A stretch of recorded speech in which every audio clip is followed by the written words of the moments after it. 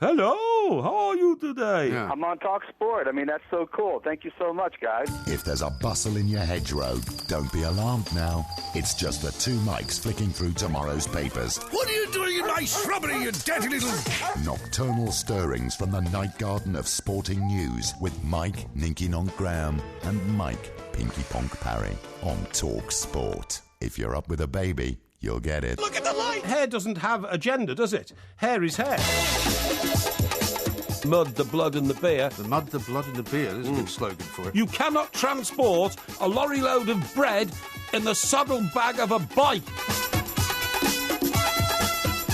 You've never worked for a broadsheet paper, have you? Yes, I have. Point that out. Yes, I have. Have you? Have I? Have you? No, you haven't. No, I haven't. You've never worked for a broadsheet.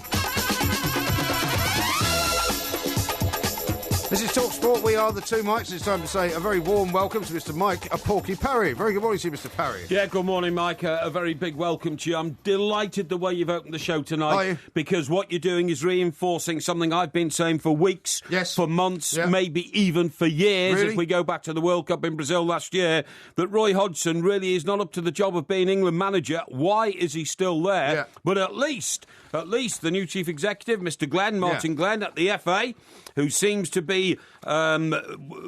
wielding, I was going to say yielding, but wielding yeah, a rod yielding. of iron, Yeah. a rod of iron, Yes. to try and bring the organisation into the 21st century.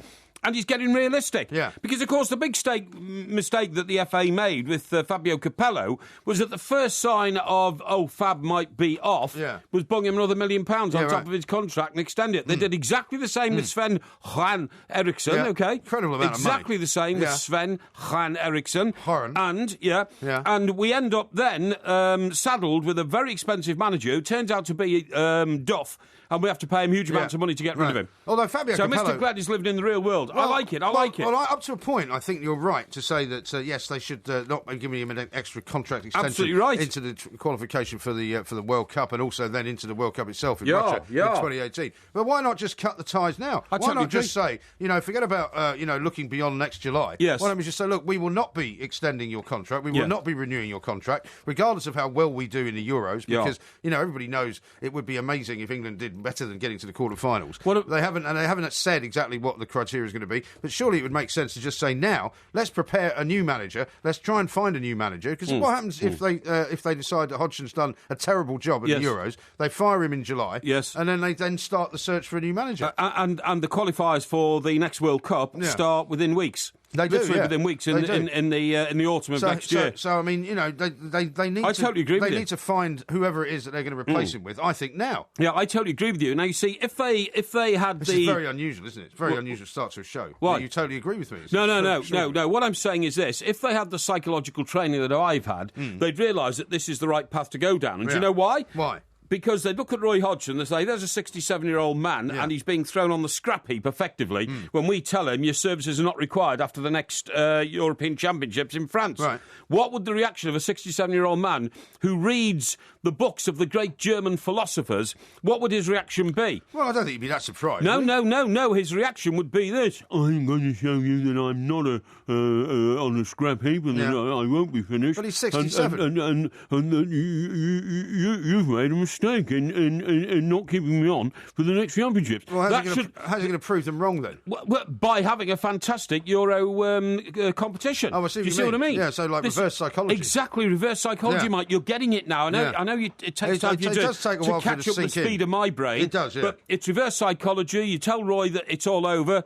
He's going to prove you wrong, and I think there is a way that I can show that I have an awful lot to offer football in my twilight years, and that would be his attitude towards responding to the FA, right? Now the other thing, also the other thing, who else could they get? Because if they can get somebody young and thrusting and somebody maybe not with a great track record in international football. Oh, I'd have Alan Pardew. Well, you could have Alan Pardew. No, I'd give it to Alan Pardew. Well, he wouldn't want it though, would he? Yes, he would want it. Yeah. If he has a successful season with Crystal Palace, no. He's going to be looking north in the Premier League, isn't he? No. Talk to Harry Redknapp and he'll tell you it doesn't matter to what level you rise in the domestic game. Yeah. The ultimate ambition of every manager in this country who is born English and is English is to manage the national team without a shadow of doubt. Do you think that's actually true? Without a shadow of a doubt. Without a doubt of about, or what I was going to say there. Without a doubt of about. Yeah. But no, what I was going to say was the other thing is that if it's widely known now that there will be a vacancy of the England team manager at the end of the European Championships in France next year, then coaches around the world who think that they've still got a chance to manage England will also up their game. Yeah. That's another bit of reverse psychology. You've got to have a psychological brain to be able to think the way that I do in motivating the process. Brain. Yeah, the process of getting the right man to be the England coach in the foreseeable future. If you don't think it through properly, if you don't apply the modern mechanical laws of psychology, we're going to get it wrong, and we've got to get it right. Let me ask you a question about your time at the FA. Yeah. When you were at the FA, it was Sven, who was in charge? No, it was Terry Venables. It was Terry Venables. Now, is it? I mean, I imagine that inside the FA, and it may well be this guy Martin Glenn has made things better. He may have brought the more sort of modern management techniques to the fore. But I don't get the sense that at the FA they have a great kind of forward planning department. I don't think there's a little office somewhere there where they're looking at potential New England managers that will be hireable come July. No, to be perfectly honest, such a big decision to hire the national coach is in the remit of the chairman, who was Greg Dyer. Yeah. And the chief executive, who's Mr. Glenn. Yeah. Nobody else has a say in it, and they shouldn't either. But shouldn't they be having conversations about who they want to get, though? Oh, they are having those conversations. Are you sure? Oh, I'm absolutely certain. Because I don't think they had them when you were there. No. Oh, well, they did. You see, this is... tell us about it. Well, OK. Now, first of all, what I was going to say is this. Roy Hodgson, I've been told that there won't be a job for me, probably, or well, you can already tell from some of his utterances that he's not happy about this Martin Glenn situation. Of course he's unhappy about it. Now, I'll give you a simile. You know what a simile is? I'll give you a simile. Do you know what a simile is? I know what a simile is. All right, good. I know what a simpleton is. I'm sitting next to one. Now then, that's so uncalled for. We're getting on so well. Why is it uncalled for? Getting on so well. It's only 1:10 and already you're calling me a simpleton. Why do we have to get on well? Don't you understand that the abrasive nature of our debating... You don't have to call me names. Of our debating policy... is what people tune in for, That's Mike, true. OK? Yeah, but I don't expect you to insult me. Well, you sit there, looking pretty... I don't know. Pretty. Pretty, I'll go with that. I tell you what, here looking pretty. It's not like staring out the window and seeing the Northern Lights, OK? No. It's not. Have you ever seen the Northern Lights? Of course, the Northern Lights. I went to Iceland and saw them. Did you? Saw them in Iceland, yeah. OK. Top of my hotel. A terrible story about trees being chopped down near me, by the way. I'll tell you that later in the show. OK, go on. But anyway, what I'm saying is how's the roof leaking scenario? Oh, it's not a good scene. It's not a good situation at all. We'll have to get an update on that as well. Yeah. Now, what I was going to say to you is this. Look, Bobby Robson was told exactly the same thing in 1990 as he went to the World Cup finals in Germany, and people thought he'd had a faltering 4 years. No, he had... the World Cup finals in Germany in 1990? In Italy, I'm sorry, in Italy. Italian 90, yeah, Italian 90. Yeah. And people thought he had a faltering 8 years, right, as manager of England. In fact, we didn't qualify for one of the competitions that he was in charge of, and we had a couple of home defeats to Germany. Actually, that's what was in my head at Wembley and this kind of stuff. Right. And so he was told he wouldn't be offered a new contract. Yeah. What happened when he was told he wouldn't be offered a new contract as England manager? Go on, what happened? Well, you tell me what happened. Well, you know what happened if you know your history. Well, I don't know what he was told. Well, England your history. Can we not sing tonight? You did far too much singing last night. I got a lot of praise for it last night. No, you didn't. Now, are you telling me that they did better in Italian 90 as a result? Because they went out on penalties, didn't they? saying to you... They went out on penalties. We were only a penalty shot away from the final of the World Cup. Yeah. Right? Yeah. So what I'm saying is there is a motivatory precedent to telling the manager... you're not... Bobby Robson wasn't in the Roy Hodgson situation. No. He wasn't told, we'll see what we're doing afterwards. Yeah. He was told... It's all over. It's all over. Yeah. Now, the other guy... And what was the result? Did he keep his job? No, he left and went to PSV Eindhoven in Holland. Yeah. So what I'm saying is he fixed himself up with another job, no problem at all. Yeah. Now, what I'm saying is this, the Terry Venables situation, I was very close to Terry, helped him enormously in running the England team. Yeah. Yes, I was a confidant of his and a close advisor and all that kind of stuff, you know what I mean? Can you tell us about any one particular decision that he made that you suggested? Oh, that would be a breach of faith. Oh, yeah. A breach of faith. Right. But anyway, what I'm saying is this. You wouldn't have spent time on a Friday sort of before the big match briefing any journalists about that sort of thing? I can't go into that, of course, really. No. Now, what I'm saying is this. Terry had a run-in with certain members of the International Committee. In those days, the International Committee appointed the coach, not the chairman and chief executive, OK? Right. There's a guy called Noel White, who had been a senior man at Liverpool. I don't think he was ever chairman of Liverpool, Noel. He might have been. Yeah, he might have been. But he was very anti-Terry because of Terry's... a lot of people were, weren't they? Yeah, Terry's interests off the field. Yeah. He was a bit of a wise boy. Yeah, his image, Yeah. and, got into too many sticky business situations and all this kind of stuff. Yeah. So he proposed not to extend the contract. Terry went mad. I mean, he went absolutely stark raving mad and said, you've got to show faith in me. So he didn't have a brilliant 96, did he, really? We got to the semis again. Well, Euro 96 was the last time England played well enough and entertainingly enough to keep me interested, to be honest. But we still went out in the semis to the Germans. If we'd have got through that, by the way, if we'd have got through that, the team we'd have met in the final would have been the Czech Republic. Yeah. And we'd have won it. Yeah. We'd have won it easy. Yeah. And so if we just got Euro through 96 that... was the last good performance from an England team in a tournament. It was, but remember, there was a much smaller number of teams competing. There was only 4 groups of 4. Yeah. So you only had to get through your group, quarter, semi and final. You see what I mean?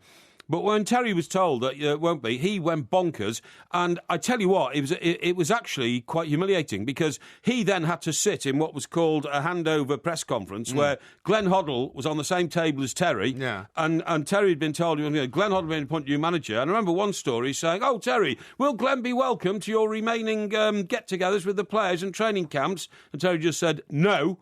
It's very obvious that it was not a good situation. Right. Well, that was a stupid idea to have a press conference with the two of them. Well, that's the way the handover went. Was that down to you? That was not down to me. I thought you were the head of communications. I had left by then and gone back into Fleet Street journalism due to popular demand. How fortunate! And you see the time. And my successor, Steve Double, that's a good name, Steve Double, handled that one. Oh, so you're saying he messed that up? Well, I wouldn't like to comment. Yeah, well, there we are. A look inside the FA. There's nothing like the access and the insight that you get on this show. We are the two mics, and all coming up next on TalkSport.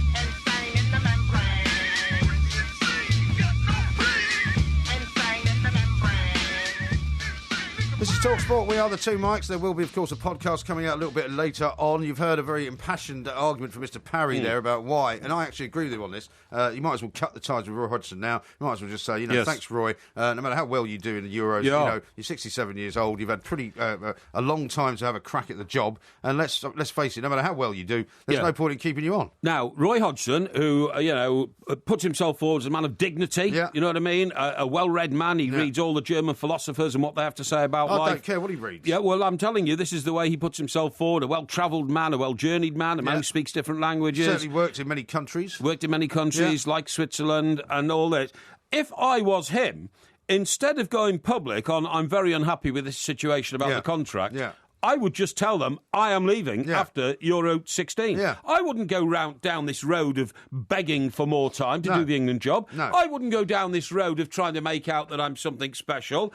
I would go to them, I'd take the game to them and say, OK, you don't want to extend my contract, I don't extend my interest in you. Yeah. 16 is the last time I'm doing it. Yeah. Put that in your pipe and smoke it. Yeah, I think that would be much better. That then, because of course I'm a student of philosophy and I know how the FA would think about this, the FA would then say, you know what?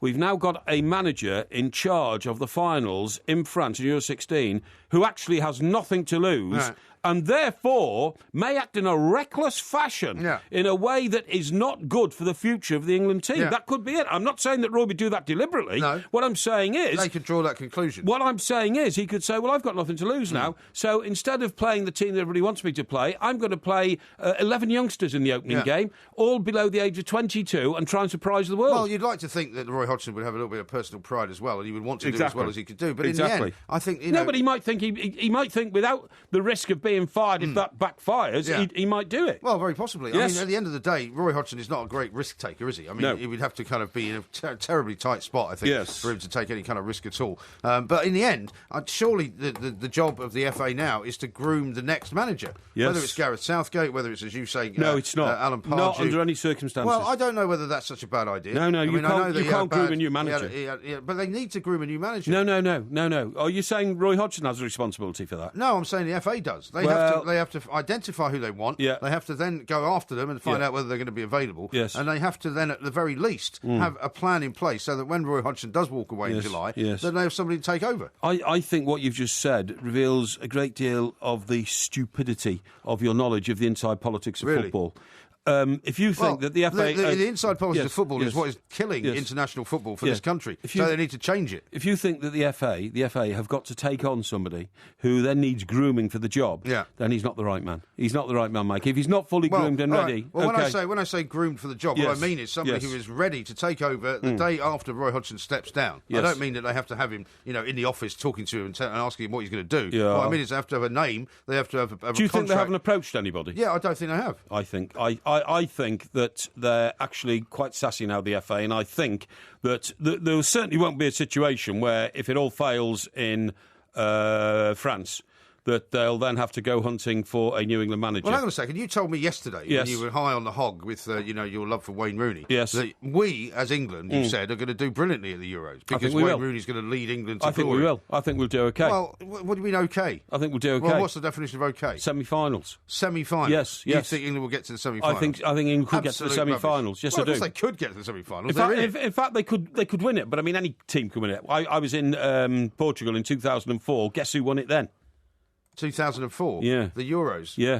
It wasn't Greece, was it? It was the most unlikely team in Europe. And I wasn't going to let you struggle on that, by the way. If you'd have been struggling, I'd have given you the answer. I don't want to make you look foolish in front of... I got 1 out of 1 on the Greek test. I don't want to make you look foolish in the eyes of the audience. Now, let me read you this from Edna in Cheam. He's an very esteemed listener to this particular show. Excellent. Dear Mr. Graham, your co-host, Mr. Parry, is rude, ill-mannered, a man of his age should know better. He's a snob, he's vain, and he's self-centred. What does Edna base that on? Well, listening to you, probably. Well, would Edna mind communicating again, please, and offer one single phrase that I've uttered since this show started 22 minutes ago, which has been vulgar, rude, or what? As vain, self-centred, vain. No. ill-mannered. No.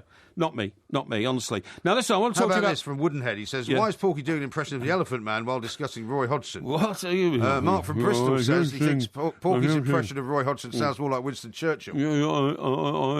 I'm not sure my contract will be extended. Now, I want to ask you something else here. Now, this is really good. This is good. Mr. Glenn is at this Soccer X. Soccer X. Everybody's at that. Yeah, in fact, we're going to be talking about Everton in a little while because Michael Owen was there too. Yeah, and this is about drones. Hey, by the way, did you see that British Airways plane in Chicago? Sorry, in Las Vegas. Las Vegas. Yeah, that's close. It didn't get anywhere near Chicago. What about the guy's jacket? Yeah, what about it? It's a very colourful British Airways pilot. Yes. He's got a jacket which is striped green, red and white. What does it remind you of? And he's got a matching tie. What does it remind you of? It looked to me like a sort of a cricket jacket. Joseph and the Technicolor Coat.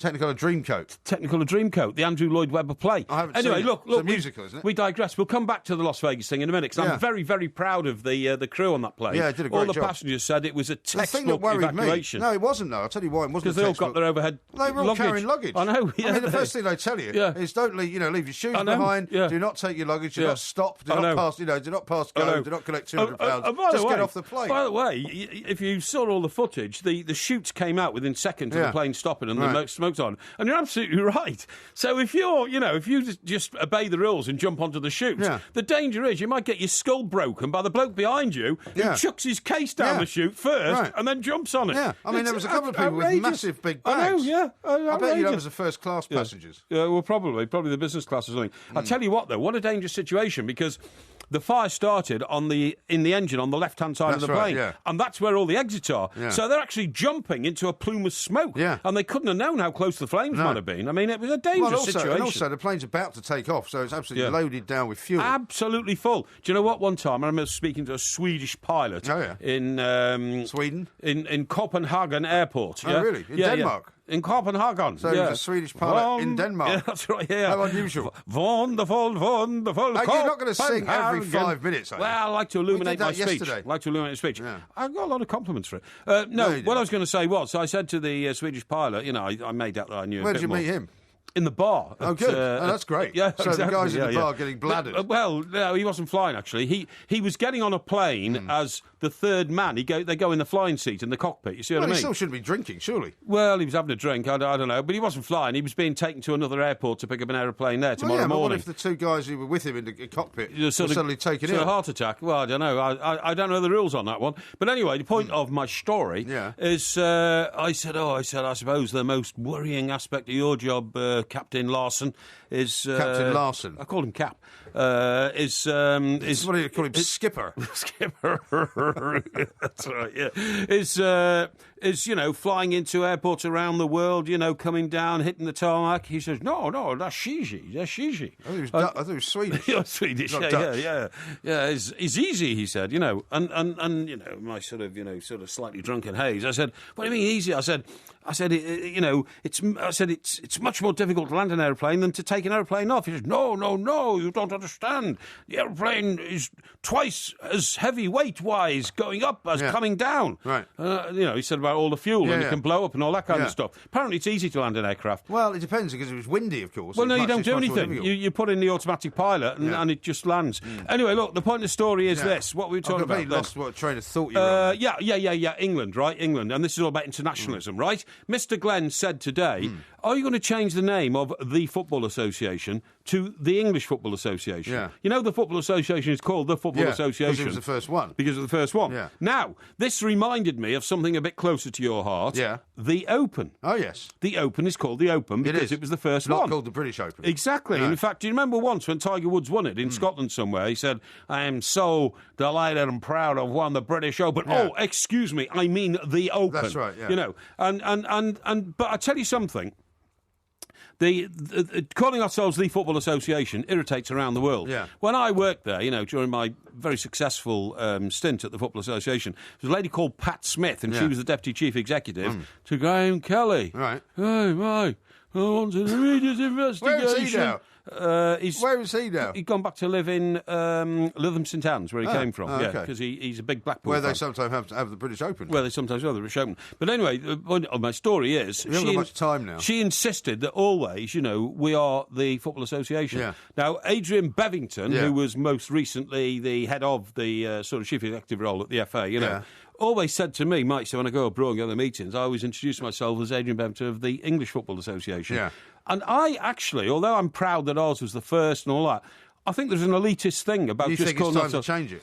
Well, I also am proud to describe myself as English. So I think it's great to say, hi, it's Mike Parry, English Football Association. Right. I prefer that to the Football Association, Yeah, what about you? I can see your point. I don't think it should be changed at all. I do. But I'll tell you Mr. why Glenn later. doesn't. Mr. Glenn thinks we should still call ourselves the Football Association. No, I like the English Football Association. Because I want them to know I'm not the Dutch Football Association, I'm not the Australian Football Association, I'm not the Chinese Football Association, I am the English Football Association. Yeah. That's right. We are the Football Association. England rules, that's what I think. Right. Yeah, well, it doesn't. That's the point. We'll talk about the Queen coming up a little bit later on. Coming up next, though, we're going to talk to Ross Dyer from ESPN and Fox. He's a big Everton fan as well. We're going to be asking him about what he makes of what the upcoming football stories are on the back pages this morning. This is TalkSport. 'Cause we will never be in war, Ray. We had too much time to find for ourselves, and we will never be in war, Ray. I'm going to show you that I'm not on a scrap heap and that I won't be finished. Well, I could. The question is whether I want to and I don't want to. You've made a mistake in not keeping me on for the next championship. We'll have to wait and see on that one. I mean, or you will have to wait and see. I don't have to wait and see because I know. And you've made a mistake. 'Cause we will never be in war, Ray. We had too much time to find for ourselves, and we will never be in war, Ray. Why are we playing this? What? This music? This music? I don't know. What do you mean you don't know? I don't know. I'm not in control of everything here. Well, hang on. What is it? Well, there's got to be some direction in this this show of ours. Well, all I can tell you is the Pet Shop Boys. Yes, exactly, the Pet Shop Boys. And what was the title of the song? I don't know. What was it? You don't know the title of the song? I don't know, honestly. What's the title of the song? I don't know what the title of the the song song You do know the title of the song? No, I don't. No, John's just told you the title of the song. No, he hasn't. Yes, he has. He has not He's going to just tell told me me. the title of the song because I know the title of the song. What was it then? Well, it was the Pet Shop Boys' greatest It's hits, the Pet wasn't Shop it? Boys. Why have you started a conversation you can't finish? I'm not. It's not. It was West End Girls, wasn't it? No, it was not West End Girls. It was something It was like that. being boring. Being boring. That's Because it. You what see, Roy and Hodgson is. that's what we're Neil not. says, Yeah. right, is Porky doing an impression of Hodgson or having a wisdom tooth extracted? That's a bit harsh, isn't Becky it? says, ideally, the England under-21 coach should be groomed to be the next coach. However, given the state of our national game, it's not an option. I think they might as well give it to Gareth Southgate, you know. No, Gareth Southgate's role has just been downgraded. Yeah, I know. Because he But that didn't doesn't do mean very anything. well at the last competition. Yeah, I know, but they didn't downgrade So- Roy Hodgson's role from Brazil, did they? Well, I mean, but you've He just did said even something worse. completely idiotic. You've just said they should give it to a coach who's just been told he's actually not as good as we thought he was. They've kept a guy in a Goodness job who gracious. couldn't even get win a game in Brazil. But anyway, let's not talk about England anymore because it's boring. Yeah. And I think Roy Hodgson's No, it's boring. not boring. And It's I not think the boring. only It's thing- fascinating. And I think the only thing Just they that can you haven't do- got any answers. The only thing they can... have got an answer. I said to you at the start of the show, what they should do is tell Hodgson now, thanks very much indeed, you're leaving in July, no matter what. Yeah, well, I agree with that. And how about this from Doug in Aberdeen? Calling Mike Graham fat, a simpleton, a thickhead, etc., when there is no provocation. Come on, Mr. Parry, you can't start all your arguments by just hurling needless insults. Show more class. I have not called you fat tonight. Haven't you? No. Well, you call me a simpleton. Well, that's because you were acting like a simpleton, so I meant that you were trying to impersonate a simpleton. Didn't say you actually were one. Oh, okay. But I haven't called you fat. Who would want to impersonate a simpleton? Yeah, exactly. Although I have had a few tweets today from some lady listeners, actually, who say it's a bit over the top to call you fat, and I've said, well... You're talking about Laura up in Newcastle. Laura, and of course... Who you would have met in the bar after the show. Oh, that's very nice. Good. And, of course, I sent back with rapier-like speed, I sent back a fantastic witticism. I said, I wouldn't say exactly fat, but you have got your own postal code. Yeah. Yeah. I thought that was great, didn't you? No, I don't think it's funny at all. I thought it was really funny. Anyway, let's talk to Ross Dyer, who's a man who's much more civilised than you are. He's an ESPN Fox commentator over in the US of A. He's a big Everton fan as well, actually. Okay. Ross, a very good morning to you. Good morning to you, gents. How are you? You seem on fine fettle today. Oh, we're in absolutely fine fettle, Ross. Indeed, we are. You know, the England situation with Rooney, his 50th cap and all that. There's a feeling of elation and highness about football in England. No, there isn't. Yes, there is. Rubbish. Ross, I mean, presumably you're an England fan as well. I mean, can you tell me that you're looking forward with bated breath to England taking the Euro finals by storm? Exactly. I've got that Euro 2004 feeling again. You know, remember the day when Wayne Rooney was bagging goal after goal and he was the next big thing, and of course he was still going to play for Everton. It didn't last very long, did it, unfortunately? But yes, we'll get the optimism going. This is fantastic for England, of course. It is, absolutely. Well, I can't say I share your optimism, but you know, we'll talk about that another time. We've been talking tonight because Martin Glenn, who's the FA chief executive, has basically come out and reiterated that he's not going to give Roy Hodgson any clues about whether he's going to renew his contract on the basis that, you know, it's all about performance. And I mean, we were arguing about Gareth Southgate there. Gareth Southgate had his job downgraded. He's only now in charge of the under-21s. He's not in charge of anybody else beneath that because he had a bad tournament in the under-21s in the summer. Why was Roy Hodgson not downgraded when he came back from Brazil, having not won a game? And failing to score against Costa Rica in the group stage in the last game as well. Exactly. I think the issue is obviously it's not great to have the uncertainty, but days gone by, years gone by, would we necessarily have been demanding to know what was going to be the contract situation after the next major tournament with the England manager, or would we simply be concentrating on the tournament itself and then to heck with what happens? Because it seems like we're already preparing for failure and we're already preparing for not doing as well as we might hope. Well, there's nothing like being prepared, is there?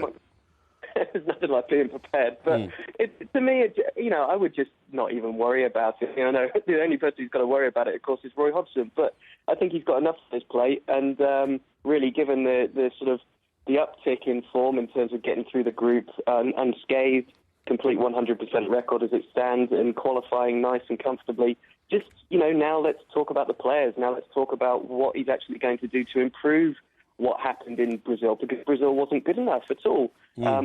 He took as good a squad as he possibly could, I think, but at the same time, we don't have the experience at international level in major tournaments, and there's only one way to get that experience is to play great teams and get enough of your players, get enough of an idea of how you're going to line them up, and try and instill in them a game plan as to how to take on the championships in France next summer. That's really all we should worry about. I'm not bothered about his contract one way or the other, really. But Ross, we are bothered about his successor. So my next question to you is going to be, who would you have as the next England manager? Don't worry, because I can answer that one for you. Alan Pardew is the boy who should now be lined up to become the next England coach.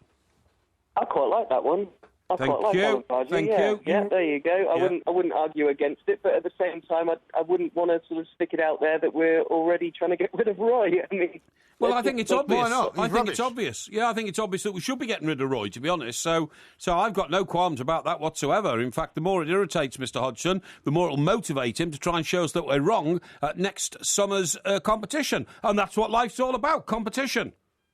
There you go. All right. Well, I'm sure Crystal Palace fans won't be happy to see, obviously, the great start that Alan Pardew's made there this season and building a great squad there.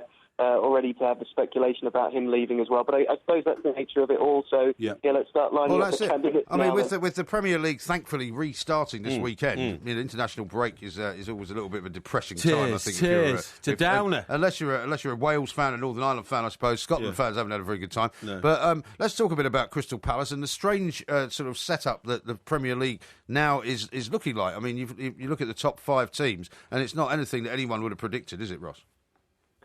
Yeah, but we're only 4 games in, aren't we? Exactly, Ross. Exactly. You've actually you've hit the nail on the head. You know, old MG. So you would have predicted that Chelsea would be down in the bottom half of the table, would you? And old MG thinks he's looking. The only thing you could have predicted would be that Everton would be somewhere in the middle, which is where they always end up. He thinks he's looking at the Premier League table with 4 games to go, not 4 games into the season. You know, the man honestly can be oafish in his assessment sometimes. Oafish? Yes. Well, Ross, what do you make of it then? I think Leicester have obviously had their flyer, haven't they? And that's great. Swansea City, very impressive. And I think Crystal Palace, obviously, is the closest at the moment to Manchester City, so that bodes well as well. I mean, I think it's great. It just shows that I think we've had a very busy summer as well. You've got big players who have played an awful lot of games during the summer. Even some of the other teams as well have played an awful lot of friendlies. The football hasn't really stopped. I'm not sure if we're seeing 100% performances from all of the teams. I think there's been sort of a few dodgy decisions as well. I remember the game at Anfield involving Bournemouth, a team that I hold close to my heart as well. Who, Bournemouth? I think, yeah. Bournemouth, really? So you're an Everton and a Bournemouth fan, are you? You can't be an Evertonian and a Bournemouth fan, Ross. Are you all right? Did your mother drop you on your head as a child? Well, she may well have. I was their first press officer, Mike. So who, I was Bournemouth? very happy. Yeah. Oh, really? Oh, well, listen, Ross, I need to talk to you because I'm trying very hard to get a ticket for the Bournemouth-Everton game. Excuse me. Suddenly now you're friends with Ross. You just asked him if he'd gone mad or if he'd dropped on his head as a baby. Excuse me. Now you're going to start creeping and crawling. Excuse me. Bournemouth have got a very small ground, Ross, as you know, and even I can't seem to open, those doors to those executive lounges because it's all done on the loyalty of Bournemouth fans who've been going there for years. Quite right, too. Right? So Everton are going there in November. So, Ross, you may get a little call from me a few weeks in advance of that game to see if you can pull a few strings for me, please. Absolutely. I'll either put you in touch or I'll get in touch with my fantastic, or one of many successors since I was there a long time ago. But the man who's in his job at the moment does a fantastic job. And I will make sure that you're in contact with him. Absolutely. That's excellent. Absolutely. Thank you, Craven. Ross, thank you very much indeed. Ross, what a boy listen, you are. I'm terribly sorry about that. What a guy he is. Let me ask you about the use of drones at Everton as well, because Michael Owen was talking up at Soccer X in the last 24 hours about how he's a big fan of the drone technology. In fact, he's invested in a drone company. He has. Because and Roberto Martinez loves nothing more than to fly a load of drones over his players while they're training and then analyse it all on television. Remarkable, isn't it? It's not a joke. No, this is true. It's not a joke. Ross, this is true. I just wish we'd tell the players to go and think for themselves a bit more than we currently do. It just seems like we're trying to evolve the game into something that's not football, don't you think?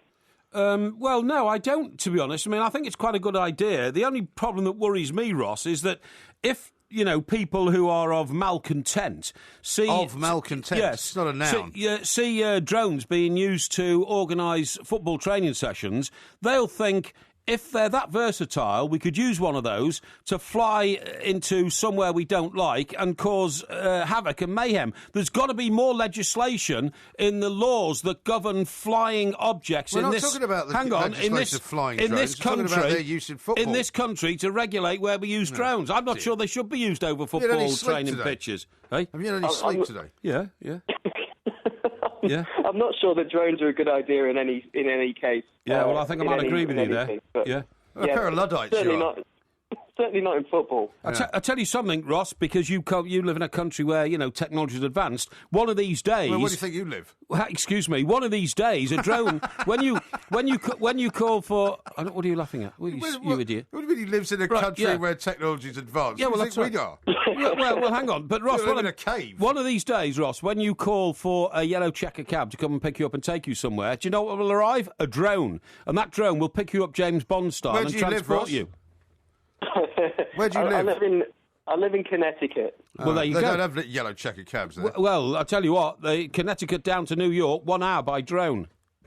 Exactly. Yeah, Well, it's London 1 hour to New York now, isn't it, with the new Concorde? Well, it might be. You're absolutely right, yeah. Yeah, Ross, listen, we're going to let you go. Thanks, I'm Ross. sorry about that craven request for a free ticket to the Bournemouth-Everton No, game. no, So we'll that see was just a meeting of mine. No, Don't was worry it? Yeah, about that. okay. Yeah. That's Ross Dyer there. He's with ESPN and Fox, of course. Yeah. We're going to talk about the very, very civilised city of Hull coming up in a moment. We certainly are. And we've got, of course, Porky Vision coming up a bit later on. We certainly with have. an analysis of the very famous Lady Chatterley's lover. Well, hang on, you're assuming things here. How do you know I'm going to talk about because Lady you told Chatterley? me you were. Well, you know... You told me on Monday night show you were going to talk about it. Yeah, but you have You to... told me you'd watched it. No, hang on. The TV review, Porky Vision, is it's a moving feast. It's a moving feast. A movable feast. It's a movable feast. Yeah. It's a movable feast. If you're a moving feast, I'd stay away from them if I were you. I mean, the stuff's been out of the fridge too long. It's a movable feast. Yeah, okay then. Okay, so I'm not. I can't reveal what's in it. Oh, you don't know You'll have yet, to stick do you? around till the end of the show. Okay. Yeah. Well, I'll stick around to the end of the show. Don't worry. Yeah. Okay. This is Talk Sport. Talk Sport on DAB Digital Radio and 1089 and 1053 AM. Freedom for sport. Can we kick it? Yes, we can. Talk Sport. It's happy hour again. I think I might be happy if I wasn't out with them and they're happy. It's a lovely place to be. Happy that the fire's full of bomb and it's a shield. With a haircut, smile and the meaning of style is a night out with the boss. Where you win or you This is Talk Sport. We are the two mice. There will be a podcast Yes. coming out as well. And some people on Twitter have been saying that we should acknowledge the people that listen to our podcast more than we actually currently do. Yeah. Because obviously we have a lot of people that listen live, many of whom are in different parts of the world. Yes. Some of whom are in this country. Others of whom don't listen live because they can't actually be up at this time of night because they have jobs that mean they have to get up earlier in the morning. Sure. So we are acknowledging them now, I think, Definitely. officially. And very important people they are to us, of They course. are indeed. Some of them are a bit upset because they didn't manage to get tickets for the old Hen and Chickens. I know. Because they didn't know about it until afterwards when it came out. But, unfortunately, that's just the way things are, isn't it? Unfortunately, we were only able to announce it when the deal had been done. The deal being putting into place a production team to film the show Hen and Chickens for the purposes of producing a DVD video within a couple of weeks of the show. A DVD video? Do you mean on DVD? I mean a DVD disc, sorry, that's right. Well, it's just a DVD. It's a DVD, that's right. And that'll be available in... Hang on, what's the date? We don't know when it's going to be available. It'll be available yet, mid-October. Do you think so? It'll be available mid-October, and all good record shops will carry it. Yeah. Actually, it's not a record, is it? It's a DVD. so all good DVD shops. There aren't very many record shops, are No, there? that's right, yeah. Now, I'm listen, not sure that... why are you saying all this stuff? I'm not sure that DVD shops, as you call them, will carry it. Well, we'll find a way. We'll find a way. Yeah, it will be available. It will be available, right? There will be a distribution network, put it that way. Now then... Now, did you recognise that piece of music? No, but because I can lip read, I understand that the group playing it come from Hull. They do indeed. The House Martins. The House Martins, right, okay. Who later morphed into the Beautiful South. Yeah, now let me tell you. Heard of them? The Beautiful South? Yeah. Why were they called the Beautiful South? Because, I'll tell you why, they came from south of the River Thames. Well, no, they came from Hull. No, they didn't. Well, the House Martins became the Beautiful South.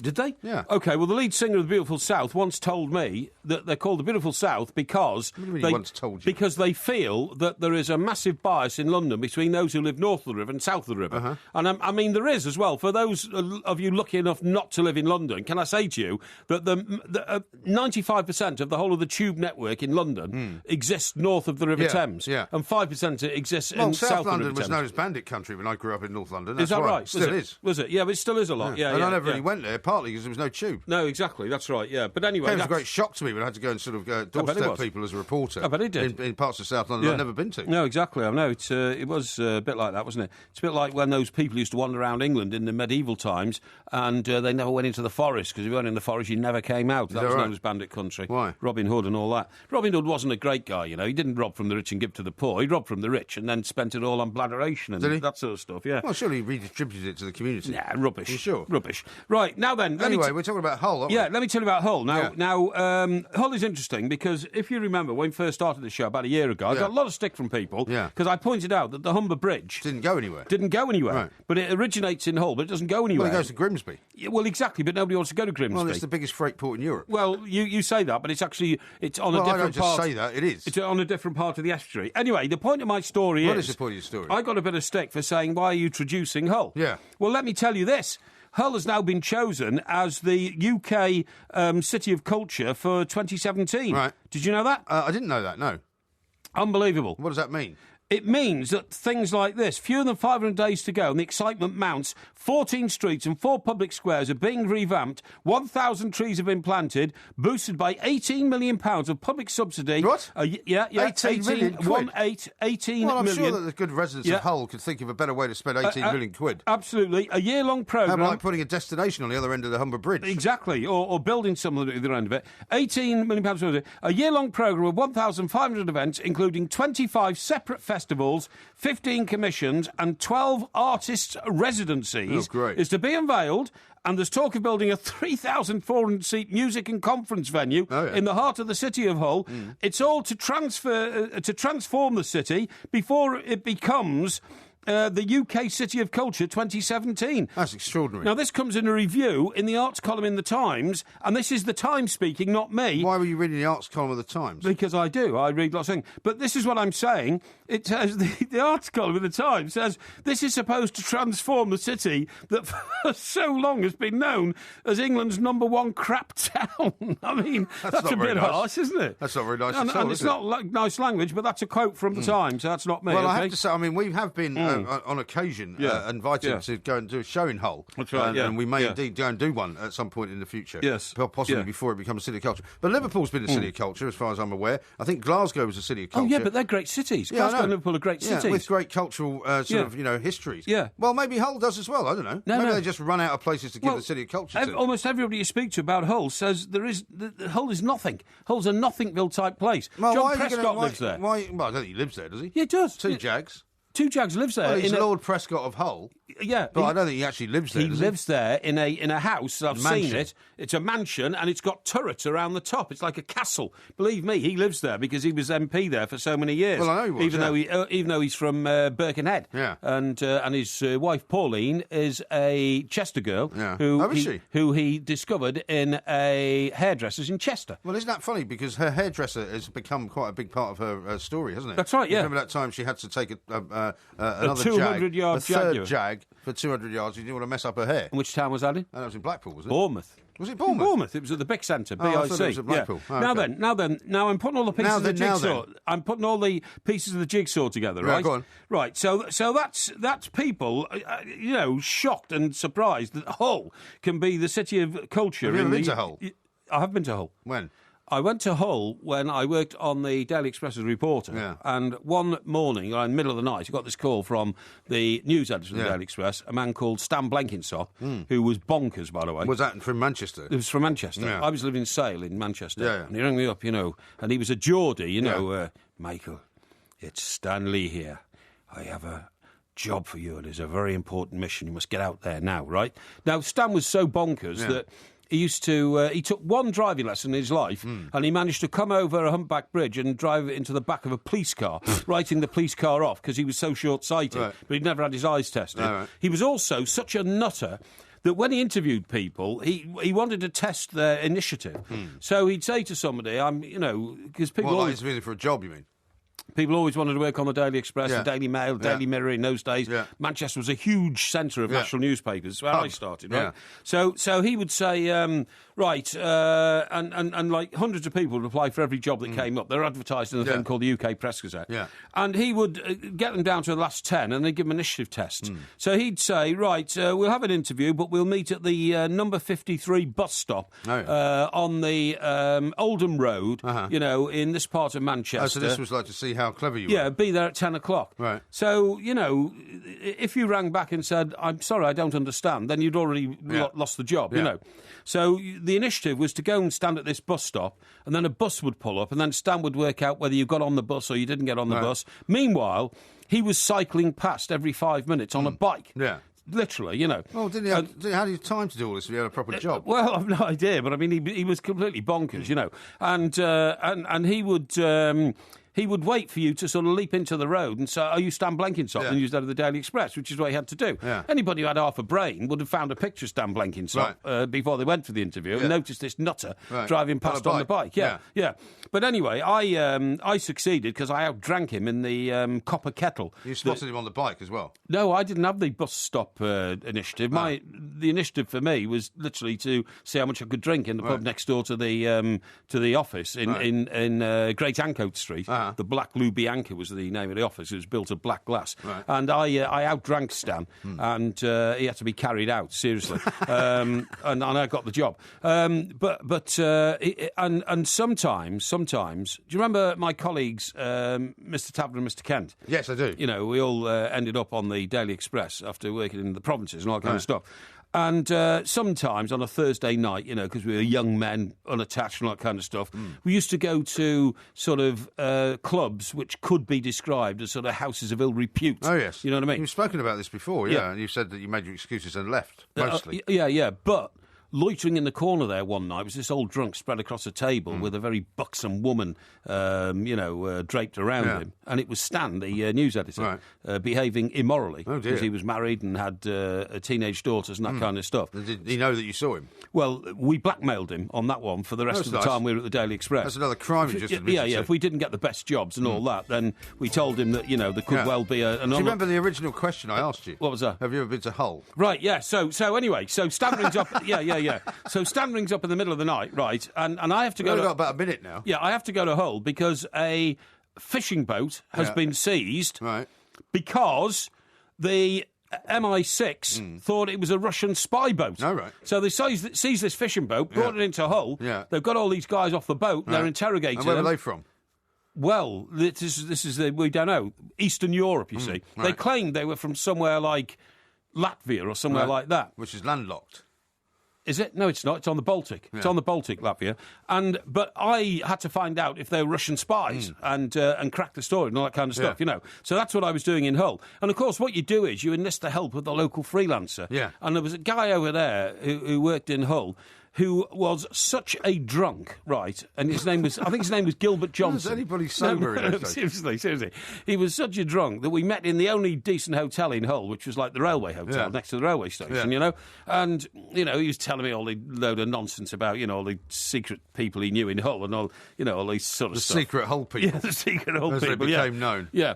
But he you know, we paid for him to stay a night in the hotel because he was going to be my assistant throughout this inquiry, you know what I mean?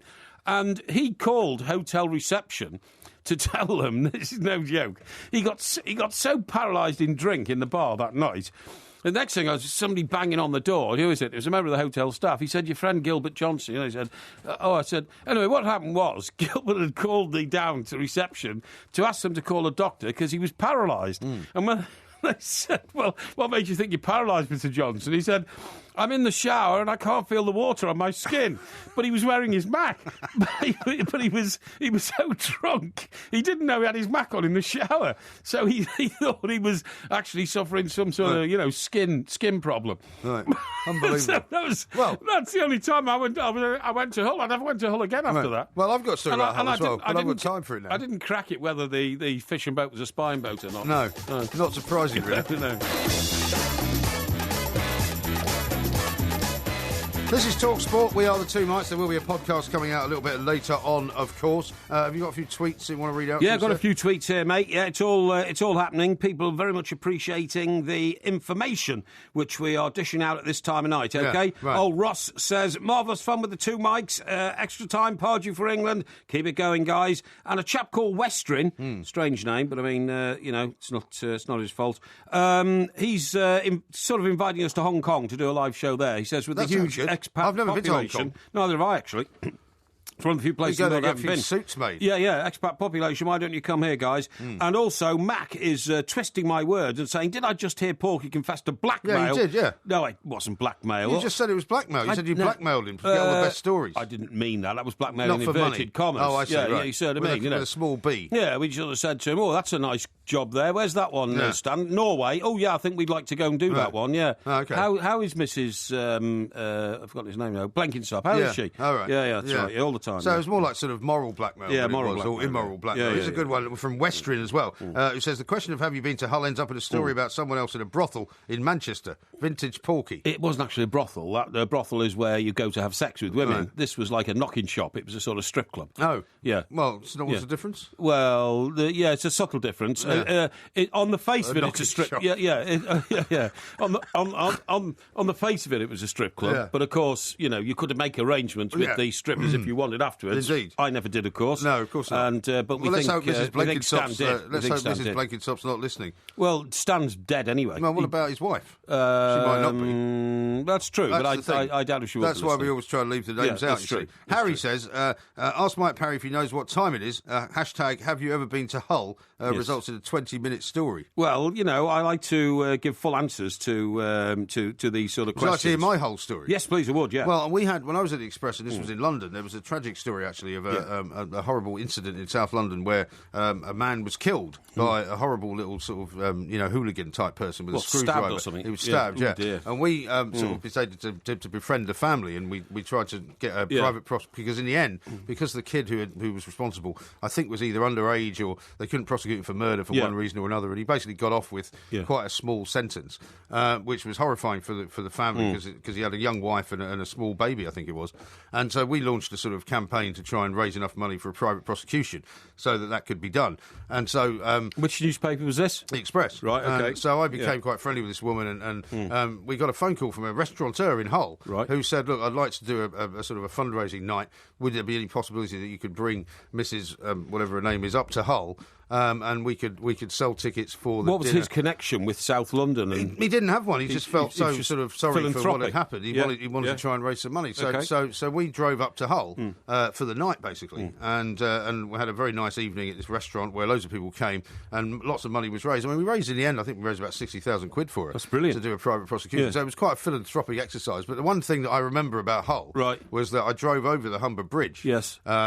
Just because I thought I should, Yeah, and there was no traffic There on was it. no traffic No, on it. And there when I never is. talked to people, they said, "Oh no, we don't go on that because it costs too much money." Exactly. And they would rather go all the way around to avoid paying the toll. It was about £2.50 in those Something days. like that, yeah. But the other thing that I know, that I always talk about is that we were in staying in some hotel or other, and we went and it had a sort Might of... have been the Station Hotel where I No, I stayed. don't think it was. I think it was like Holiday Inn or something Right, like that. okay. And we went to a nearby pub to go and get some lunch, I think, when we first got up there.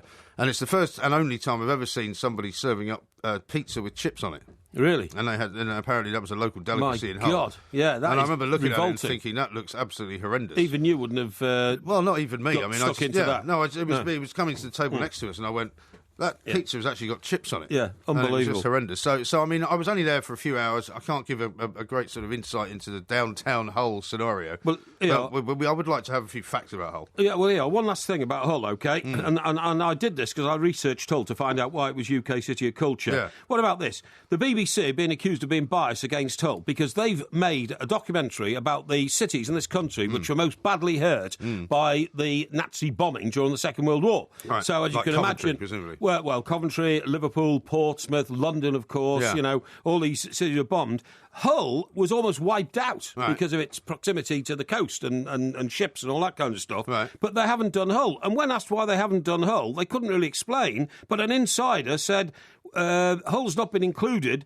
because of the lack of a suitable celebrity to front the programme. In every other case, in every other city, we found somebody who was born there, who is now famous, who is an entertainer, who can take us around the city and show us where all the bombing took place and how they've rebuilt the city. Right. Why didn't However, they use one of the guys from the beautiful South or from the house parties? they said, however, we couldn't find anybody who was a celebrity who came from Hull. Oh, right. But, Well, here we go. Here's an interesting fact about Hull Yes. from Kenny, who's a Hull City fan. Right. He said it's home to the world's only submarium, which is the Deep, it's called. It's the only aquarium in the world that's built underwater. Oh, that's very good. Well done. Well, Is that out to sea? Must be out to sea, I suppose. Yeah, if it's well, on the water. It could be in a river, couldn't it? No. Couldn't get a river big enough for an aquarium, could you? You could do one in the Thames. The Thames is huge. Well, you'd have to go to the Thames estuary, wouldn't you? Well, you'd just go to the Thames where I am. It's big enough to build an aquarium. No. How big do you think an aquarium has to be? Yeah. But then you'd have ships sailing over it and smashing it up, wouldn't you? So, well, you would. Well, I suppose Think so. about it, yeah. Here's one from, where are we? From Andy in Falkirk. He says, the beautiful South was so named as a sarcastic, tongue-in-cheek comment on their strong northern roots. 2 of the house martins who formed the beautiful South come from Hull. Yes. Happy to help. OK, very good. That story you just told about helping and all that. Yeah. I'll tell you a story like that, and this is not a funny story at all. It's a tragic story. You know, all the time we do these terrible stories where a woman leaves her husband and then shacks up with her new boyfriend. She's taken her children with her, and the boyfriend ends up killing the child or assaulting the child. Yeah. Or it happens all the time. Unfortunately, it's not. I did one of those. There was a terrible case, actually, not far from Hastings, where the guy was sentenced to, I think, some long term. Yeah, I hope he got 20 years at least. And it happens all the time. And the mothers never stand up for the children because they're frightened of the boyfriend and all that kind of stuff. Anyway, one of these horrible things. So I end up having to go and look after the natural father. Yeah. So he's the guy who's had a wife. Yeah. They've had a child. Then the wife's left him and gone to live with another boyfriend, taken the child with them, and the child was killed by the new boyfriend. Horrible, tragic stories. Yeah. But get this, Mike, what I really despised about this guy that I had to mind, right? He was more interested in the amount of publicity he was generating than the death of his child. Really? He had a load of videos under the telly at this filthy council house he lived in, right, somewhere in Essex, you know, and Essex is a nice county, but this wasn't a nice Parts of it are lovely, yeah. Yeah, exactly. And he kept taking the videos out and pushing them in the old video recorder in those days and saying, oh, this is me at the Old Bailey at the hearing. Oh, this is me at the first police hearing. Oh, this is me when I was interviewed by ITV. He was obsessed by his own publicity. He was a most despicable man. And you have to live there with him as well? I had to live with him for 2 or 3 days while the court case was going on. Yeah. So that when the jury came out and found the guy guilty, we got him immediately in the same old procedure. And you had to do what you've often done when somebody else was knocking on the door for another paper. I had to pretend I was a relative and tell them there was nobody there, you know, and all that kind of stuff. But then we took him to the Old Bailey, right, for the last day for the verdict. And when it was all over and he came out of an exit from the Old Bailey. He saw a huge sort of press pack, and then he suddenly pretended his knees had gone weak, and you know what I mean? He was so traumatised by what he'd just seen, and started falling back. He was a despicable, disgusting individual. And whenever I tried to ask him about, you know, the heartbreak of losing his child to, you know, to the severe beating another man gave him like himself, he either seemed disinterested or wasn't focused or didn't want to know. He was completely obsessed by what Andy Warhol described as his 15 minutes of fame. Right. It was disgusting. And actually, there's a slide there. Remember our... but you couldn't portray him as that, presumably, in print. No, you had to portray him as the wounded father and you know, the tragedy that befell him and all that. Yeah. I'd rather written a story saying this scumbag doesn't even care that his little girl was killed by his ex-wife's boyfriend. That's what I'd rather written. Yeah. But it didn't fit the bill, of course, for the story. But you remember our old friend Chris Boffey? Yes. Chris was working, and to explain to our listeners, Chris is a big guy, about 6'3". He is still alive. Chris is still alive. I think he's working for a Sunday paper, and but he was working for the Star in those days. I was working for the Express, you know. And as this guy came out, we had a black taxi lined up to rush across the road, fling the door open, fling him in, and off we go. You know, to try and protect our investment in this guy. We gave him money. I mean, there's no, you know, not hesitating to say that we used to pay people money for this sort of thing. Yeah. But Chris was a big guy and a very determined reporter, a very good reporter. So he stood in the way and wouldn't let the door be closed in the cab. And the cab driver wouldn't move off until the door was closed, you know. So, and there was such a scrum going on. And in the end, you know, I forced the driver to go by almost threatening him, you know. I said, you know, so he... Those scenes used to be amazing. Yeah, so he put his foot down, but there were so many people then in the doorwell that Chris Boffey had grown, and the door came off the taxi.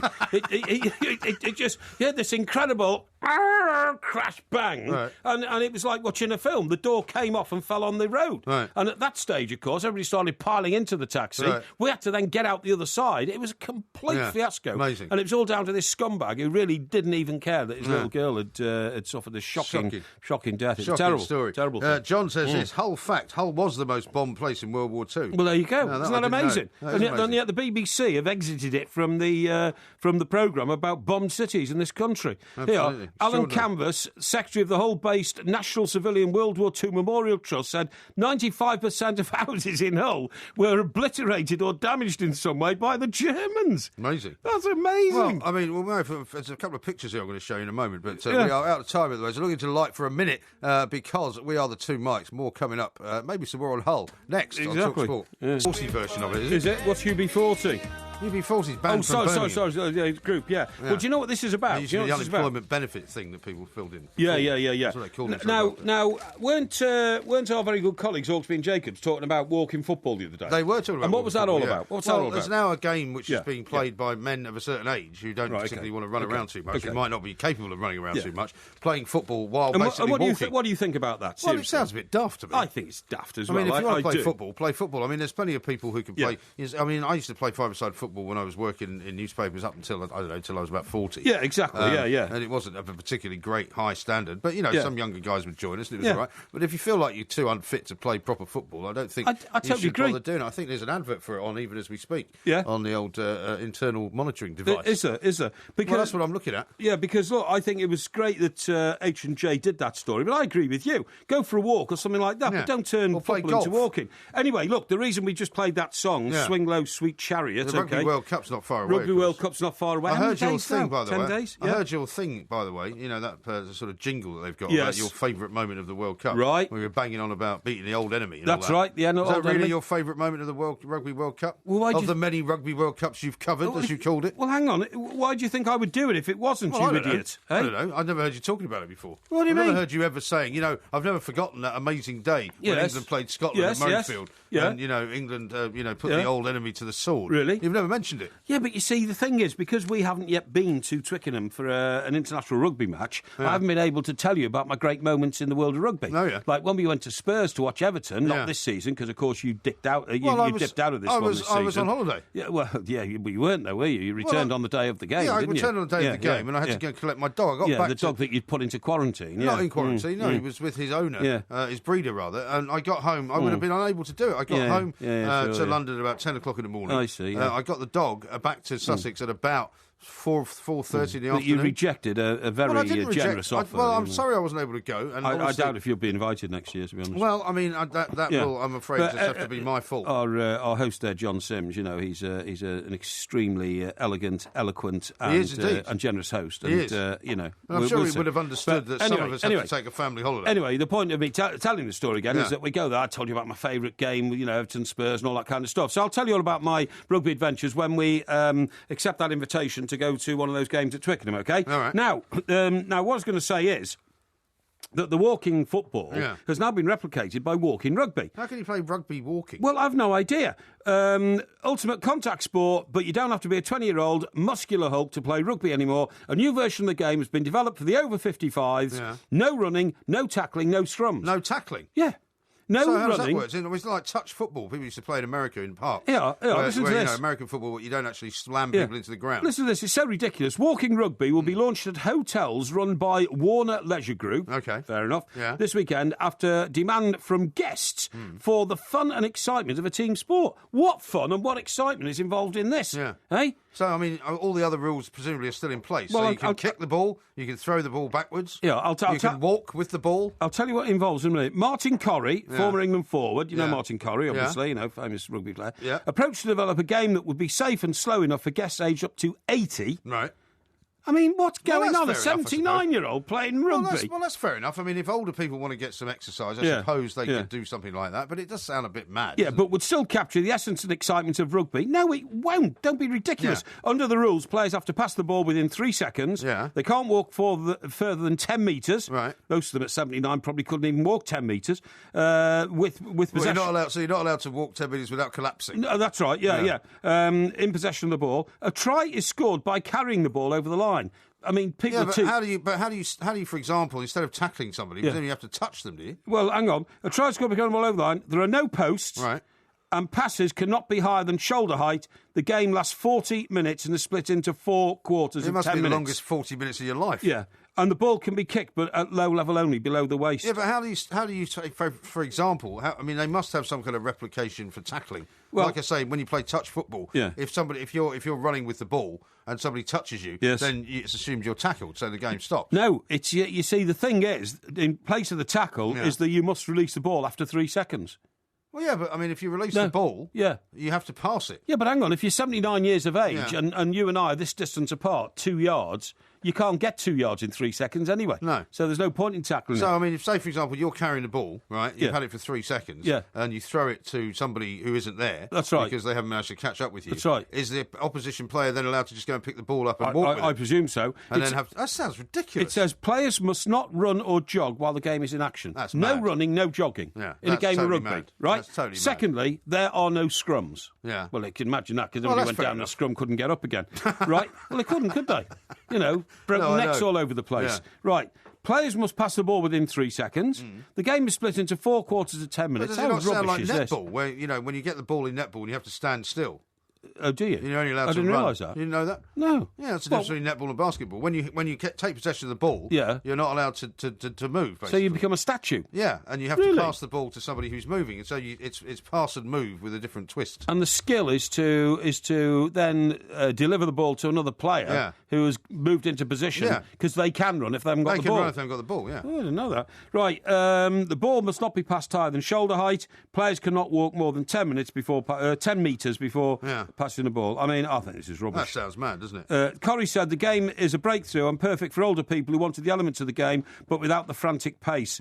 It's in the form of touch. Why don't they just play croquet? And veteran. But the carefully adapted rules in walking rugby mean that even those who would never have thought to play the game are now able to enjoy it. I just think it's rubbish. Yeah, doesn't sound good. Now, I've got a picture here of a pub, which is called the Crown and Sceptre. Crown and Kettle, rather. Crown and Kettle. From Dryall, who says, is this the pub, Mike? If so, I'm going to campaign for blue plaques outside your pubs. Porky Parry got bladdered here. Can I have a look, please? Is that the one in Manchester? Let me have a look. Is that the one in Manchester? It's the Crown and Kettle? That is the Crown and Kettle on the corner of Great Anco Streets in Manchester, where I had my interview for my first job in national newspapers on the Daily Express in Manchester with Stan Blenkinsop, drunk Stan under the counter, literally. In that pub? In that pub. Right. In that pub. So it's still there, then?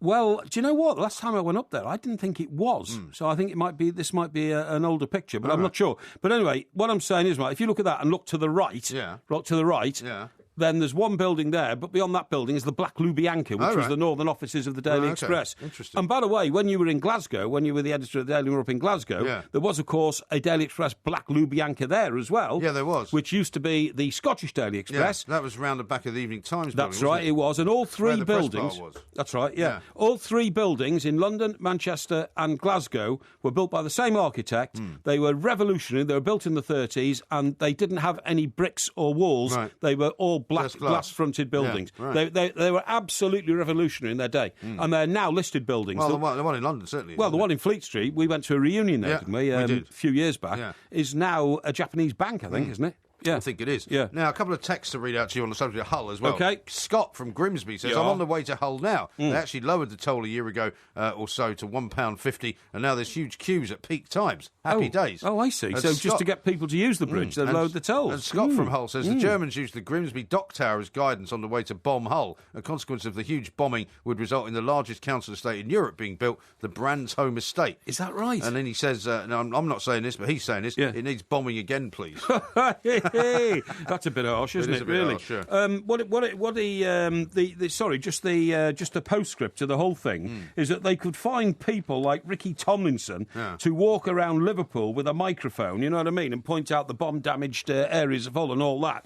But they couldn't find anyone to go to Hull. What about this? Ricky Tomlinson did Liverpool. Shane Ritchie did London.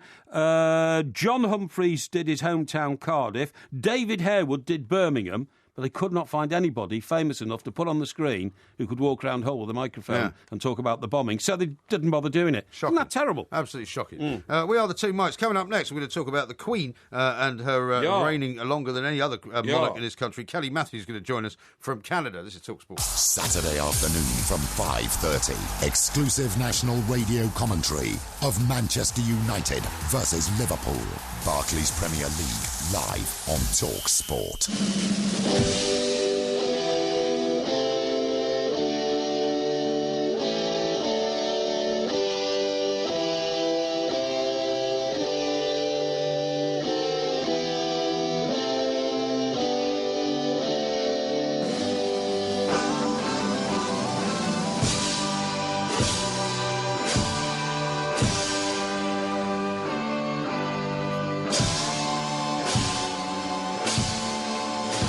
Interesting version of the national anthem, that, isn't it? It is, yeah. By Queen, bizarrely. Is it by Queen? Yeah. That's amazing, that. Sounds Night of the Opera. It sounds like it's being played on one of those, you can buy these little electronic organs and basically they play themselves, so to speak, you know what I mean? Right. Play by numbers. Program it, Play by numbers, that's right, No, it's very good. Now, we're going to talk to Kelly Matthews, who's a royal watcher over in Canada. She sent out a tweet earlier on today, and this is a great statistic, which I'm sure you will like. Right. Queen Elizabeth II has reigned for 42% of Canada's existence as a self-governing dominion. That's 63 out of 148 years. That's absolutely amazing. Isn't that remarkable? Absolutely Well, let's amazing. talk to Kelly, because obviously you would have seen throughout the day. I'll tell you what I didn't realise, actually, because I might have been asleep while it happened. HMS Belfast was firing off, a 21-gun salute, which is not far from where I live. I didn't hear it, so I was asleep. But anyway, there was lots going on in London. So how do you know it was going on if you didn't hear it? Because I thought on the news. Oh, you saw it on the news. Oh, excellent. What do you think? Good. We live in a country that's full of modern technology. Yeah, I know what you mean. Yeah. She was up in Scotland. There were people celebrating that's right. The commemoration of her being the longest reigning monarch. And she opened a new railway. She did. Yeah, good. She did. Kelly, a very good morning to you. Welcome to the show. Good morning. I was going to say good evening, but I guess it's morning for you guys. Well, it is, yeah. I mean, it's kind of the end of our day, start of a new day. But how was it all celebrated, if at all, in Canada over the last 24 hours? It was widely celebrated in Canada. I wouldn't say it was the Jubilee or the Royal Wedding, but there were lots of fun activities and commemorative activities that happened. So anything from, the Mint unveiled stamps and coins, and we had a commemorative $20 bill unveiled. So there's a lot going on. I mean, that is that's good to know, Kelly, because Canada, a bit like Australia and other places that used to be in the sort of British Empire, there is a sort of Republican movement there, isn't there, that is not terribly keen on this sort of thing? You know what? I would say it was even the majority are still monarchists. There are a lot of Anglophiles left in Canada with a strong esteem for the British monarchy and the royal family. So it's still thriving. When a royal comes to Canada, they're still able to turn out a good audience. Okay, that's excellent. I mean, I'm interested. I'm just looking at your Twitter feed, Kelly, where you've got the specimens out of the of the $20 bills that have been reproduced. I don't think we've done one, have we? Have we got a coin or something to commemorate this? I think we've got a £5 coin. Is that right? I think so. I think When's that coming out? Well, I think it's already available. Yeah, I think the Mint has done your UK. I think you guys have done a gold and silver coin. That's right. Yeah, we have absolutely. Did the Canadian government itself, I mean, so I'm talking about the country officially, do anything in sort of recognition of the, monarch's longevity, or was it all just people who wanted to do it did it, and the day went as you wish to do as little or as much as possible? And for all intents and purposes, it was a regular day. Our Prime Minister, Stephen Harper, he released an official statement, as well as the Governor-General of Canada. Yeah. But it was business as usual. Sort of different offshoots and associations did stuff. And then, as I said, sort of the Post and our Mint, they all sort of released commemorative items today. But it wasn't a days-off celebration or anything like that. Okay, that's great. And we've been watching, there's been lots of sort of pull-out sections and souvenir sections in newspapers going back through the years of her reign. And whenever you see things like that, you always remember how incredible a time it was when Princess Diana was around, and how much the royal family really was a very, very big focus around the world. I mean, it's never really ever going to be like that again. But is the fact that that Prince William has now got a sort of young family, has that kind of rejuvenated the business of the royal family, if you like? Yeah, I think that the Cambridges are great for the royal firm, if you will.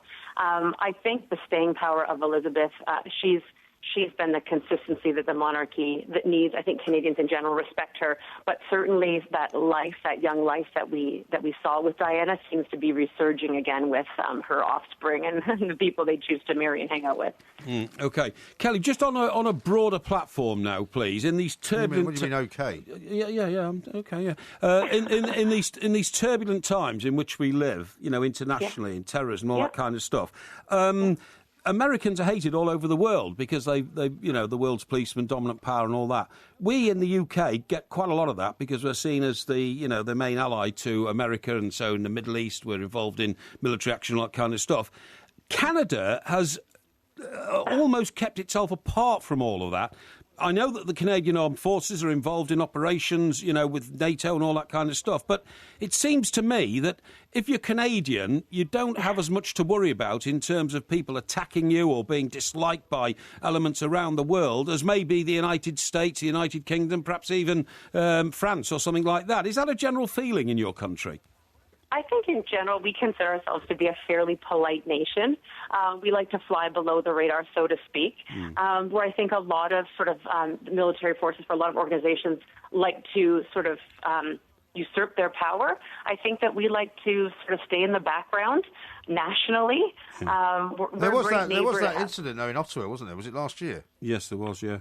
In Ottawa, yes. Yeah, that was horrendous. Yeah, that's a year ago now. Yeah. So bad happens everywhere, and it will find its way in Canada and elsewhere. But I think in general, the title peacekeeping nation makes sense with how we view ourselves as Canadians. And what about? I mean, people argue here. There are plenty of sort of people here who would like to see a republic and would like to see the end of the monarchy. Many of them actually say, well, we're not against the Queen as such, but we're not really that keen on what's going to come next, whether it's Prince Charles or whether he's going to be passed over for Prince William. But I mean, commercially, people here also make the argument that, the royal family are worth an awful lot of money. I don't know whether you know figures of how many Canadians come to visit the UK just because of the royal family, but it's still a big draw, isn't it? Oh, yeah, and I don't know for sure, but certainly I would say the Queen is the best brand to ever come out of the UK, and the royal family per se. So there is a lot of value from a commercial perspective in having the monarchy in place as it is. And then you did make the comment about brushing over Charles potentially. I can't see that happening. I think Charles has waited a long time for his stay in that seat, and I'm pretty sure his mother will pass it on to him and not skip. Well, that was what you were saying last night, wasn't it? You think that in fact, it's not possible for her to pass him over, as it were. No, I don't think she ever will, and she'll be there forever. And I think the older she gets, the more affection people have for her, Kelly. You know what I mean? And I agree. because she's stayed the course through such turbulent times, And so, what did you do today? You were having a go at me earlier in the week, saying, "What are you going to do to celebrate this great moment?" What did you do today? I reflected on the 63 years that the Queen has been in a pub at the time. No, I wasn't in a pub at the time. No, I mean the thing is, I'm quite close to it because the year I was born, not only was the Queen crowned, but Mallory conquered Everest on her behalf. Do you mean Hillary? Hillary. What did I say? Mallory. Who's Mallory? Said Mallory. You said that the other night as well. Edmund Hillary. Yeah. So I mean, 1953. 54 actually. 53 was the year that she was crowned. No, 53 she inherited 52. the crown. 54 she was the coronation. No, it's the other way around. No, it's not. No, Kelly, it's not. put him right on this, will you? Her reign began in 52. 52, there you go, yeah. 52, but 53. She was actually, the coronation was in 53. In 53, that's right, absolutely, yeah. So that's when you were born? No, I wasn't born in 53. Well, when were you born? I was born later. Well, you just said it was the same year. No, I didn't. No. You just said that was the year you were born, so that's why... Whenever Hillary went up Everest with old Yang Tong, or whatever his name was, Sherpa Tenzing. That's him, yeah. That was around about my time. But anyway, we digress, Kelly. The point is that long may she reign all that. She's 61. You said it's evening over there, Kelly, and so are there a lot of... And indeed it is evening in Canada. It is, yeah. Sorry about this. He's clearly become a bit disoriented. No. What I was going to ask was, are there a lot of sort of formal dinners going on in all the best hotels, in all the best cities in Canada, where they're raising a glass to the Queen? Oh, you know what? I don't think it was... that definitely happened with the royal wedding and certainly with the Jubilee to some extent, especially in all the senior homes and that kind of stuff. I don't think it's happening to the same extent, but certainly there are people across this country that raise the glass to the Queen today. There's no question. Oh, right, OK. Well, there are quite a few people here that did that as well, by the looks of things. But listen, Kelly, thank you so much for joining us, and have a lovely rest of the evening, because, of course, it is evening in Canada. It certainly isn't. They're all having drinks. Would you like to have a dinner. guess at what it is in any other part of the world, like in Australia? What do you think it is? I know exactly where it is. Depending on which part of Canada it is, they're at least 5 hours behind. Yeah. Listen, why is in Toronto? Why is the mad gun culture of America not spread to Canada? Well, funnily enough, I don't know if you've ever seen Bowling for Columbine. No. Which is that great movie made by Michael Moore, filmmaker. After it was Columbine where the massacre took place. It was, yeah. Yes. And he basically did a documentary movie called Bowling for Columbine. Right. And he went up to Canada, and gun ownership in Canada is exactly the same in terms of per capita as it is in America. Right. Except they have hardly any gun incidents. No, so people don't go mad there and shoot at their fellow citizens. I mean, it does happen occasionally, but nobody knows. It's the eternal question. The gun ownership sort of statistics are that there are just as many people own guns in Canada as they do in America. But they don't have as many, deaths. Yeah, I appreciate what Kelly said there, and there was that incident in, where was it, Ottawa and all that. But if you were Canadian, you wouldn't feel as disliked by the rest of the world as we do in this country, or the Americans feel, would you? No, I don't suppose you would. You just don't. I mean, Canadians are not disliked because... I used to say, as a bit of a joke, but I mean this quite sincerely, folks, when I was the news editor of the Express, there was never any point in sending anybody to Canada or having a correspondent in Canada, because nothing ever happens in Canada. Yeah, I used to go to Canada quite a lot, actually, but usually it was to do a royal tour with somebody who was going there. The stories I did in Canada was I did Boy George's and Culture Club's first tour of North America, which started in Canada, started in Montreal, and I did Boris Yeltsin in Vancouver, right on the overland side. Beautiful city, Vancouver. Beautiful location. Pine trees, blue lakes and all that kind of stuff. Blue lakes? Fantastic. Yeah, blue lakes, yeah. Wow. Well, yeah, as opposed to green lakes, you know what I mean? And where are the lakes green? Where there's algae in the water. Right. Italy. What's your problem? Lake Como's green. Is it? Yeah, I've been there. Really? But the lakes in Vancouver are blue. Right. Because of the whatever is in the water. See what I mean? What's your problem? Why are you looking at me like that for? Is it reflecting the sky? No, that is a complete misnomer. The sea is not blue because it reflects the sky. The sea is blue because of the mineral deposits on the bottom of the oceans which come upwards. Why is it sometimes grey then? Because it gets full of mud and silt, really? Which and then the minerals on the bottom of the ocean can't reach out to the sunshine. Yeah, really? Okay, fascinating. Yeah, we'll have to get an expert on the sea. You know nothing, soon. You're a thickhead. This is Talk Sport. He's Mike Parry. Apparently, he was born in 1953. No, I wasn't. I was not born in 1953. This is Talk Sport. I was not. I'm gonna be round my vegetables. I'm gonna chow down my vegetables. I love you most of all. My favorite vegetable. Now, if you ask me who this was, I don't think I would even know. Yeah. But listen to the way they're singing it, it might give you a clue. Sounds to me like the Beach Boys. It is the Beach Boys. Is it the Beach Boys? Yeah. Well, there you singing go. about vegetables. Yeah. This must have been in Brian Wilson's LSD period. It must have been. But the reason I say the Beach Boys is because what we all fail to recognise about the Beach Boys is that their harmonies were the best thing in the world. Incredible, yeah. For like 2 decades until who came along and beat them for harmonies? Well, I suppose you'd say the Beatles did. No, the Bee Gees.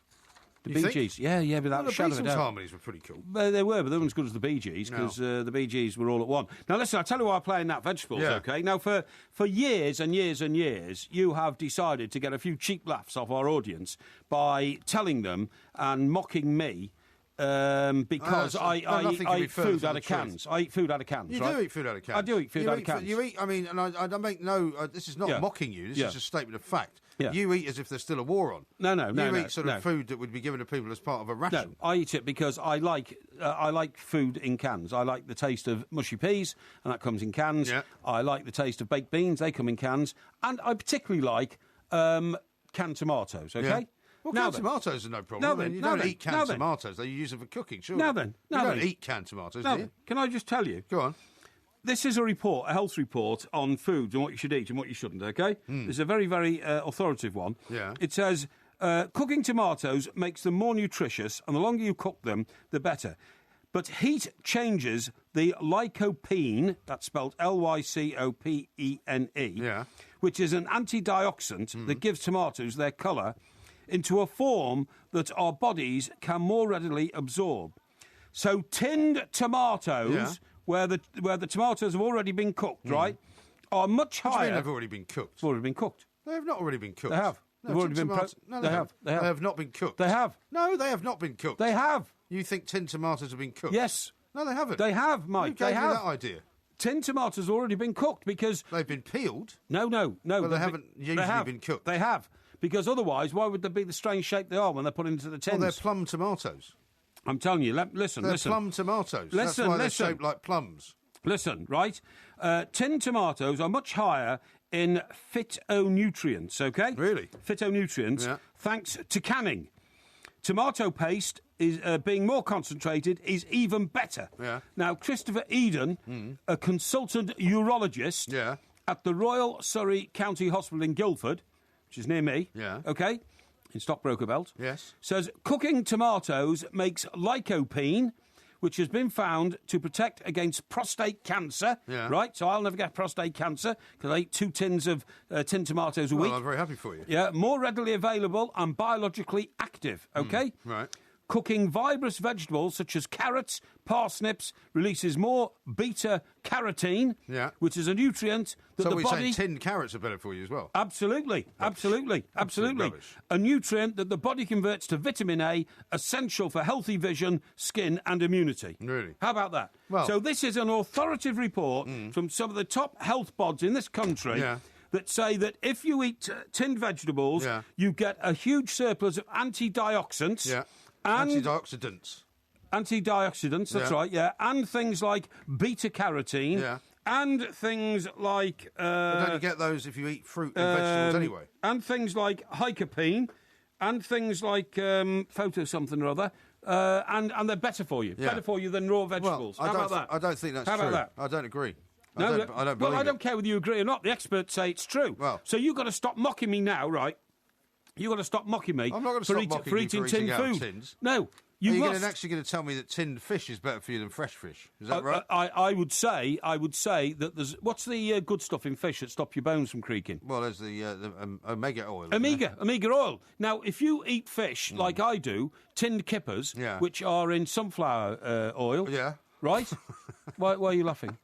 What's your problem? Why are you so ignorant? Your face is so earnest. Because it's an earnest subject trying to protect your health, right? By eating the right food. Yeah, but you're already halfway in the grave. Yeah, but you martyr yourself. Trying to protect your health. Look, just because only 1/3 of my heart works, mate, doesn't mean I've given up on life, no, okay? I know. I look life in the face, I spit in it, and I laugh, okay? I see that. Yeah. Now, what I'm saying is, you martyr yourself on the fact that, what a superior character I am. I go and buy all this... I don't think I'm a superior character I go and buy all this stuff with leaves on at Borough Market, and I take it home and cook it. No, then I send out pictures of it to our Twitter followers, because you think that me sending out a tin of baked beans, a picture of a tin of baked, or a packet of frozen fish fingers, makes me an inferior creature to you. Well, I'm not inferior to you. No, I know I'm not inferior. I've never suggested you're inferior to me. That's your own projected problem psychologically, because you've got an inferiority complex.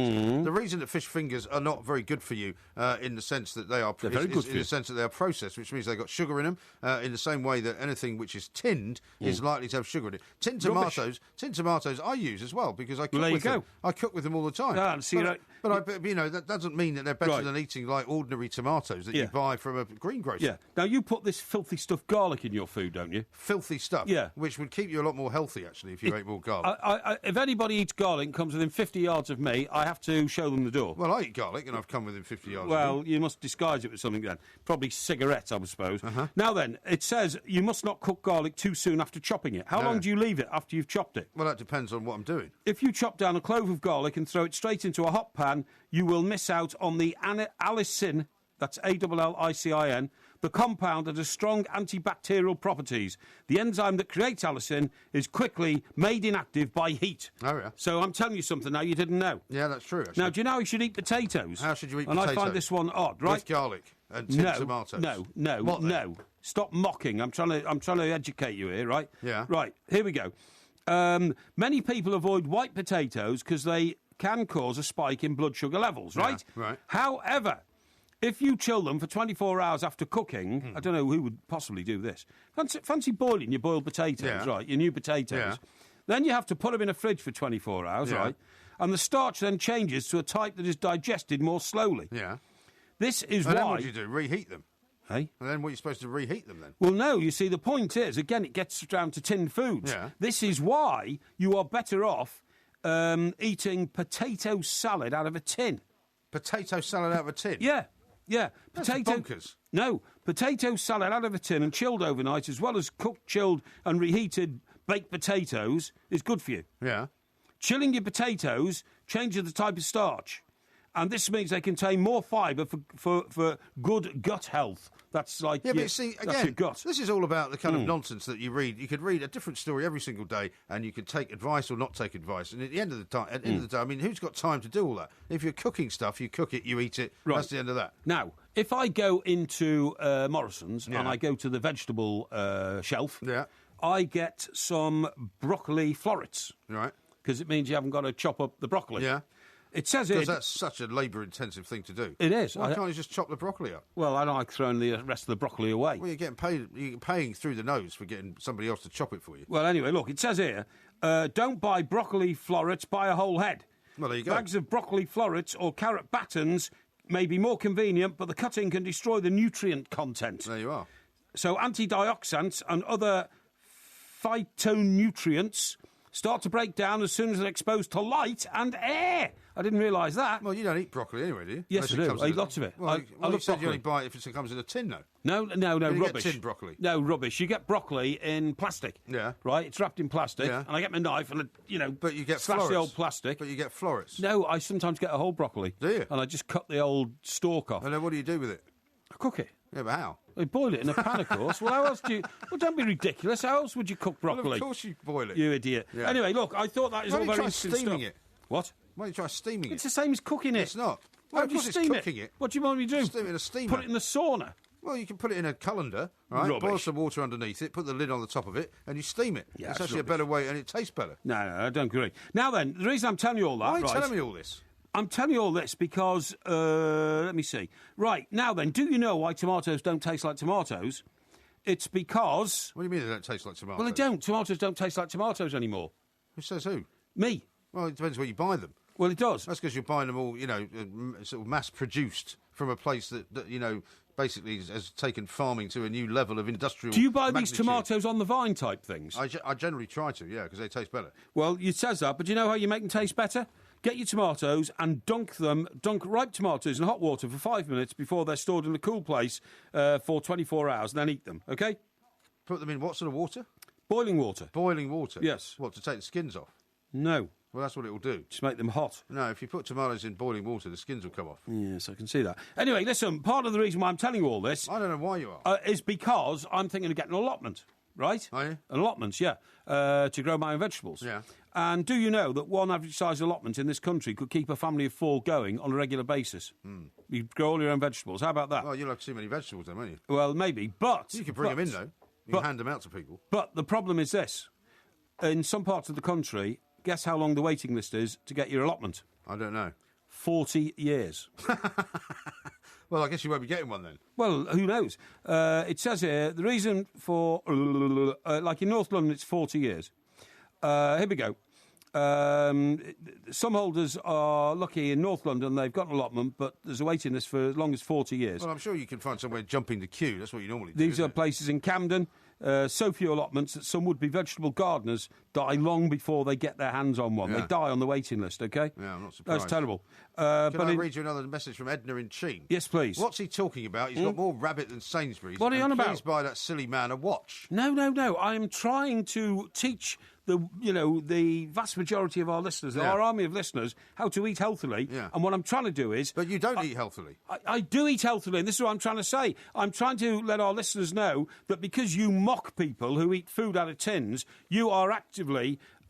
damaging the health of millions of our listeners, because not only is it not a problem eating out of tins, it is actually more beneficial to eat food out of tins than it is to eat fresh food. That is proved by the latest scientific survey, which I've brought you tonight on the Two Mike Show. Where's this guy from? Who? The guy that's coming up with all this nonsense. A university. Which one? I can't quite pin that down. But well, that's important, isn't it? Yeah, of course it's important. It might be from some ridiculously bad university. No. It's a report by several experts from several universities. That's all I can tell you, OK? Are they funded by the tinned fruit manufacturers? No. Don't be ridiculous. Don't be ridiculous. No. This is Talk Sport. We are the Two Mics. There will be a podcast coming out. Now, here's an interesting text that I've got in on 1089 from somebody who calls himself Big G. He says, "Hi, Mike and Mike. I've just delivered a load to a company across the road from Heathrow Airport. In the 2 hours I was there, a small plane, a little twin propeller engine job, came over about 5 times. The chap unloading me said it had been circling over the airport all night. I just thought this was strange, as I've never seen it before, and wondered if anyone knew what it was all about." Is it a drone? No, he says it's a small twin propeller engine And this job. is near Heathrow? Yeah. Well, Heathrow must know about it because that's a restricted area for aeroplanes to fly over. Yeah. You can't just fly... You know, if you're, for instance, you've got your own private plane in a little airfield in Oxfordshire, you can't suddenly... take that plane up and follow the route of the M4 into London and fly over Heathrow. It's impossible. No, exactly. You would be it's quite ordered. Strange, though, isn't it? Yeah, it is very odd. Yeah, maybe because it's. I mean, if it was coming over about 5 times, unless it was 5 different planes, which seems unlikely. Yeah. Normally, you wouldn't see a small plane going anywhere near landing at Heathrow either. No, you wouldn't. No, absolutely right. Listen, a couple of things on the old sports pages before we get back to... what about old Ronald Koeman taking over the Dutch? Now, well, apparently the Southampton fans are a bit worried that he's going to be given a kind of a call, isn't it? Aren't they? Yeah, but you see, this highlights how brilliant my winners and losers was the other night. Because who was my chief loser? I can't remember. Danny Blind. Yes. Who is Danny Blind? He is the father of Daley Blind, who is the manager of Holland.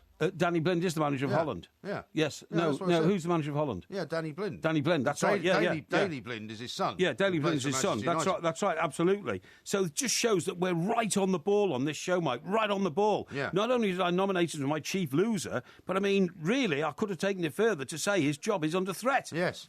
Well, I mean, he's done terribly badly. And I mean, Holland are pretty much out of the Euro qualification process, aren't they? Or have they still got a way of getting in? No, yeah, they can, but I think, is it Turkey in the same group? We've got to lose 2 games or something like that. Yeah. But listen, They've had a terrible time. The other thing I want to talk to you about tomorrow morning's papers, now, I'm sure this is flying a kite, but the Daily Star say now it's a rise Sir Wayne. England's top goal scorer Wayne Rooney is tipped to be knighted after beating football legend Sir Bobby Charlton's record. Fans want the Manchester United star to get a call from Buck House.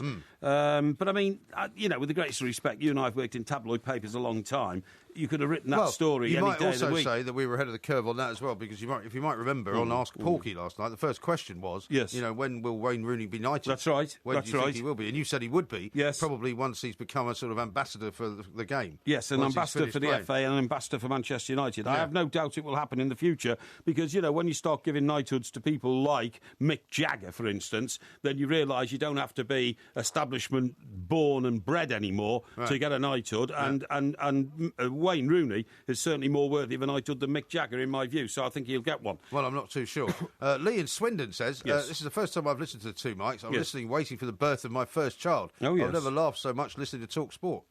Well, welcome, Lee, to the madness of the Two Mics. Yes, and good luck with the birth of your first child. Lee, I'm glad you find somewhat we say amusing where it's intended to be, but please do realise we are very serious broadcasters who take on the world's issues and analyse them to the point where we help solve a lot of the mysteries of what people see around the globe. Right. Now, one of the mysteries around the globe is that plane in Las Vegas. Yeah. It's got a very colourful captain, by the way, hasn't it? Very colourful jacket. Tell me about that in a minute. Yeah. Why didn't that plane blow up? Because it was full of fuel. You do wonder, don't you? Because, I mean, I don't know quite. Nobody's actually yet said. I mean, you may have had a look at more of the stories in the papers this morning than I have. Nobody's given a reason as to why the engine went on fire. But apparently, listening to the reports, the passengers were, the plane was basically getting ready to take off. Yeah. So it was speeding up along the 90 runway. miles an hour. Yeah. So it probably had, another couple of 100 miles to go. A couple of 100 yards. Well, yeah, but it's got to get up to about 250, hasn't it, before it takes off? That's right, yeah. I meant a couple of 100 more miles an hour. Yeah. And then apparently the passengers were the ones that alerted the stewardesses to the fact that there was a fire. Smoke coming out of the engine. There was a fire. No, they were saying there was a fire. And apparently this guy was very cool, very calm. You heard him on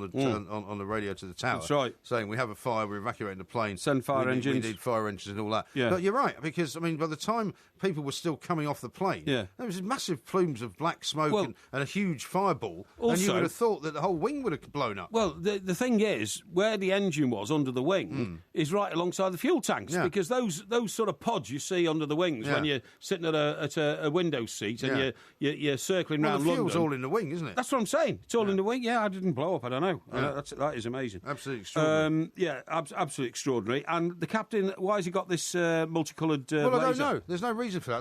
That picture popped up on all the TV news bulletins. 63 is the captain. 63, and they interviewed his wife. I'm amazed he's that old, 63. Well, it was his second last trip, I think, wasn't it? Yeah, it's his penultimate trip. The last one was going to be, British Airways must have given him this, a one-way flight to Barbados. Right. I.e. he was captaining the plane to Barbados one way, then a huge retirement party, and then he was coming back as a passenger. Yeah. And his fiancée, it is actually, rather than his partner, is only 40 years old. She's 23 years younger than him. She said he's a wonderful man, great guy. She sounded like she was from Poland, I think. She had a sort of Polish name. Oh, really? Yeah. And out in blazer glory is what the Sun headline is, because he's got this very colourful outfit on. I'm not quite sure why he was wearing that. I think that is so British. I'm very, very proud of this man. Not only did he, do a textbook rescue his passengers without any of them, 13 of them suffered minor injuries, but basically everybody got off the plane. But he wears this fantastically, wonderfully colourful blazer because he's British. I'm proud of the man. He's an absolute credit to our country. And do you know what? In America, I know this for a fact, Mike, whenever I go to America, I always love to fly British Airways if that's the first choice, if I can get there. And the reputation of British Airways in America is immense. It is. It's the only international airline, of course, that's got its own terminal at JFK. Yes. And you get into the lounge there and you get treated like gods, Do you? Okay, Yes, we'll have to try it one time. Divrio has tweeted at the two mics. He says, Divrio? Divrio, D-V-R-I-O. Yeah. Tell Mr. Parry the ocean is blue because water absorbs colours in the red part of the light spectrum, and this makes the ocean blue. No, that's not true. #fool. No, it's to do with minerals on the bed of the ocean, the sea floor. Jason says this, I'm with you, Porky. I eat food out of the can. One of my favourites is cold custard out of the can. #old school. No, I like custard out of the can, but I don't eat cold. No, I like to warm it up and put bananas in it. Bananas and custard? Yeah, I love it. Yeah. Kenny says every food that is tinned has to be cooked in the tin. Not sure that's true either. No, well, here, old Mac here says, nutritional advice from someone who thinks tinned tomatoes are cooked. You are what you eat, you plum. Sorry, Mac, you're in the wrong there. I'm in the right. Those tomatoes are cooked before they go in the can. They're not. And Sharky here says, great offer at the Co-op, Mike. 6 Bird's Eye products for £5. What a bargain. Well, that sounds like a bargain to me. What are you laughing at? Woodenhead has reminded us that you got 3 out of 10 on the tomato quiz. Do you remember that? That's how much you know about this particular I don't remember subject. that at all. Yeah, no. you did get 3 out of 10. Samuel says, Porky's talking utter drivel. Tinned food with all of its additives has got, and God knows what else, is never better than fresh produce. Yeah, and here, Jason says, yum yum, sardines in tomato sauce out of the can is a delicacy.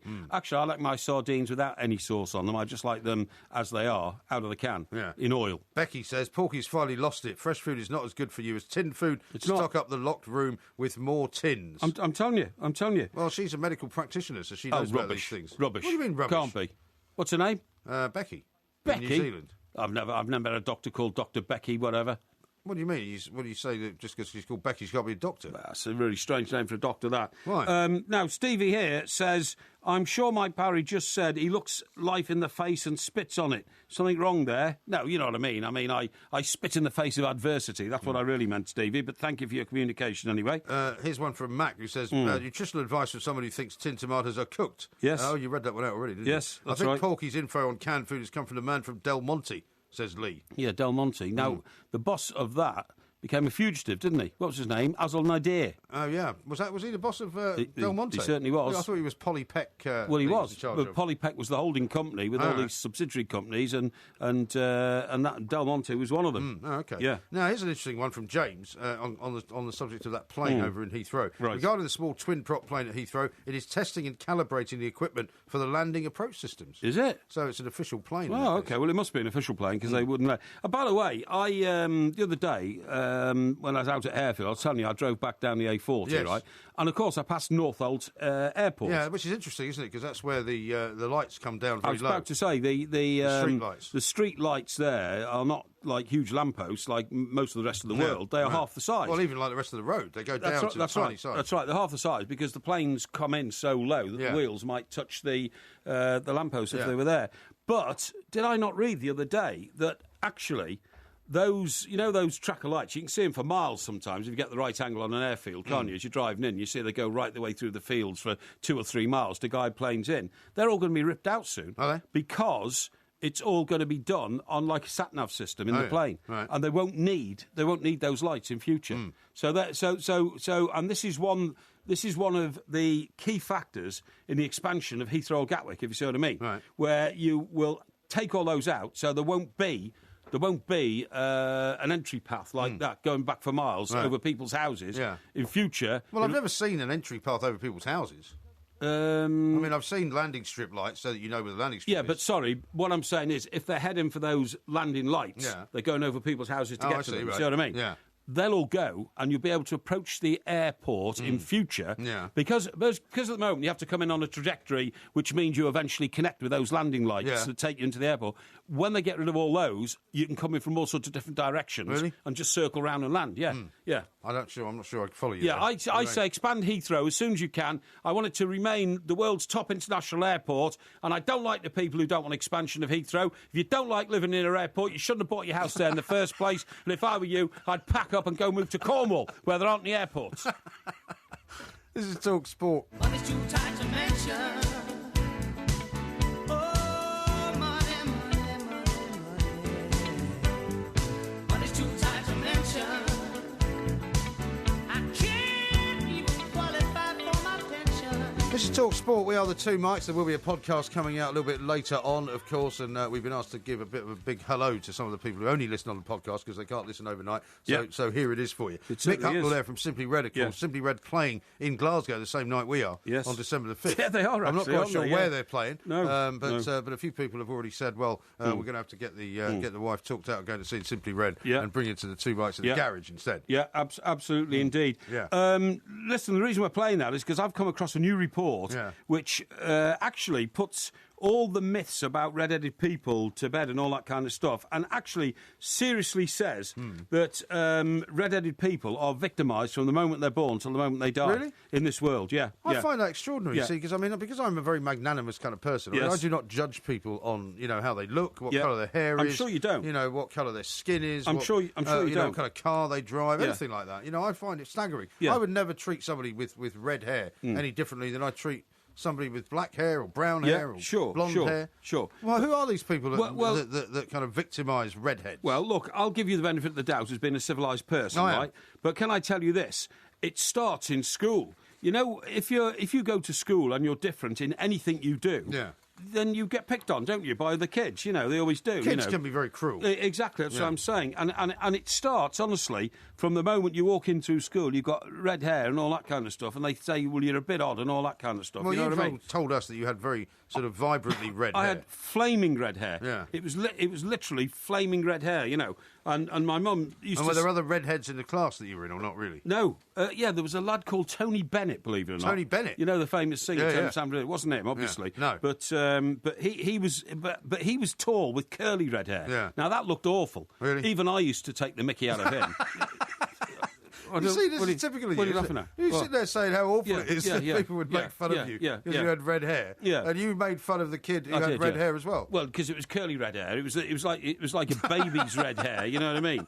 And it never changed all the way through his life. That's a shocking admission, though. Well, I don't kind of mean that. You know what I mean? But what I'm saying is his name honestly was Tony Bennett. Yeah, and all I'm saying is that I've had to suffer that all my life, but do I moan about it? Have I ever complained? Have I ever said, well, you've mentioned it misshaped my personality or anything like that? He may have contributed to your rather unfortunate sort of chip on the shoulder that you've got. No, I've never looked for excuses. Never in my life, And but surely, all right, but I'll take it that it happens at school. But as you get older, once you go to university, which I know you didn't do, but once you end up working and all of that, people don't make fun of you for having red hair when you're working. No, they don't openly. But this report, which I've read, and it comes from a collection of academics, right? Oh, yeah. Say... I hope it's not the same tinned food academics. Well, no, what it says is, seriously, the collection of universities, including Cardiff University, it says that when you go for a job interview or something like that, if you walk into a room for an interview and the person there is actually not anti-red hair, but a conformist, like, for instance, goes by the rule book and all that kind of stuff. What about Chris Evans, who's got red hair? He hasn't done so bad. He's done very well in life, hasn't he? So he must have overcome all those prejudices. But what I'm saying is that people say that actually, subliminally, you're at a total disadvantage if you've gone in there and the person who follows you in there has got either jet black hair or blonde hair, which is seen as much more normal. Really? You see what I mean? Yeah. I find that staggering. Yeah, I mean, I've interviewed plenty of people for jobs. You know, I've offered people plenty of jobs, and I've turned down plenty of people for jobs. I've never done it on the basis of colour of their hair. I love women with... what's the... it's not red hair. You're thinking of auburn, aren't you? Auburn. I love women with auburn hair. Yeah. In fact, one of the ladies I had a long romance with, my newspaper days, had beautiful auburn hair. Was she a secretary? She was. And that's what first attracted me to her, really? long flowing auburn hair. Oh, yeah. She looked very glamorous indeed. And did she say she'd suffered as a result of having auburn hair? Well, she wouldn't because she was very beautiful, so you can overlook that. But, I mean, her hair was auburn, not ginger, if you see what I mean. Yeah. Listen, obviously it's been the Queen all this week, right? It has. And do you know what? And it's going to be the Queen tomorrow on the Porky quiz as well. Of course it is, yeah. But, of course, what's happened is that a lot of the newspapers this week have been reprinting supplements of the best moments. They all did it yesterday. They've done it today as well. Yeah, and all the most dramatic moments of the Queen's reign. Yeah. And do you know what? The thing is, it's almost like a picture postcard of our life, Mike, and the things we've done. For instance, this is the one from the Daily Mail, OK? Right. And it shows the famous kiss on the balcony, Prince Charles and Lady Diana Spencer. Of course, the wedding kiss. Yeah, that's right. Now, I covered that. Now, I know I told you a few minutes ago that I was a reporter on the Daily Express in Manchester. Yes. We needed so many reporters in London to cover the royal wedding that 6 of us got shipped down to London when I was still based there. And I became a star that day. Did you? Because the news editor on the Express in London, a guy called John Jinks. Yeah. John's, the guy who's ended up in that the home for knackered old journalists in Dorking, you know what I mean? Is he there now? I think he is. Are you going to go and see him? I don't think so, no. It's too depressing to see people who you used to regard as vibrant and bright and good drinking mates as crumpled, knackered old wizened people, staggering around in old people's homes. The voice of compassion. Yeah, that's right, yeah. Because I'm looking at because the Express did one, and I think it was interesting, the Express did their big pull-out yesterday, but they bylined every single piece by Adrian Lee, who I think is a guy who now works there, so they didn't actually reproduce some of the old stuff. Well, there's one here, right, and we looked at this morning, and one of the bylines is Stuart Collymore and John Passmore. Yeah. Stuart Collier. Stuart Collier, yeah. Now, Stuart Collier is famously involved, isn't he, in the story that you and I told. Can we tell that story? Yeah, I think we could probably tell it. Darius Guppy was an old Etonian. Yeah, friend of Spencer's. Friend of the Spencers. Diana's brother, and friend of Boris Johnson. Yes. We were all at Eton together. Yeah, that's right. And when he got into higher education and all that, he went off the rails and he became a criminal, Darius Guppy. He did. It was an insurance fraud, was it? It was insurance fraud in New York, funnily enough. In New York. It was like a jewellery robbery. That's they right. stayed in the Halloran House Hotel. That's right. And claimed that they had their room broken into and they were tied and gagged. That's and, right. All this stuff was nicked. Yes. And it turned out that stuff wasn't nicked at all. No, it's right. It was an insurance fraud. Yeah. So he went off to jail, didn't he? Yeah, he did, yeah. Now, Boris Johnson was his mate, and these guys all stick together. And Stuart Collier, who's byline here in the Mail from the year of the marriage, which was 80 or 81, wasn't it? I can't remember now. 81, 81, I think it was. Yeah. For some unknown reason, he must have upset Darius Guppy. Well, I think he wrote a piece that he particularly objected to. That's right, yeah.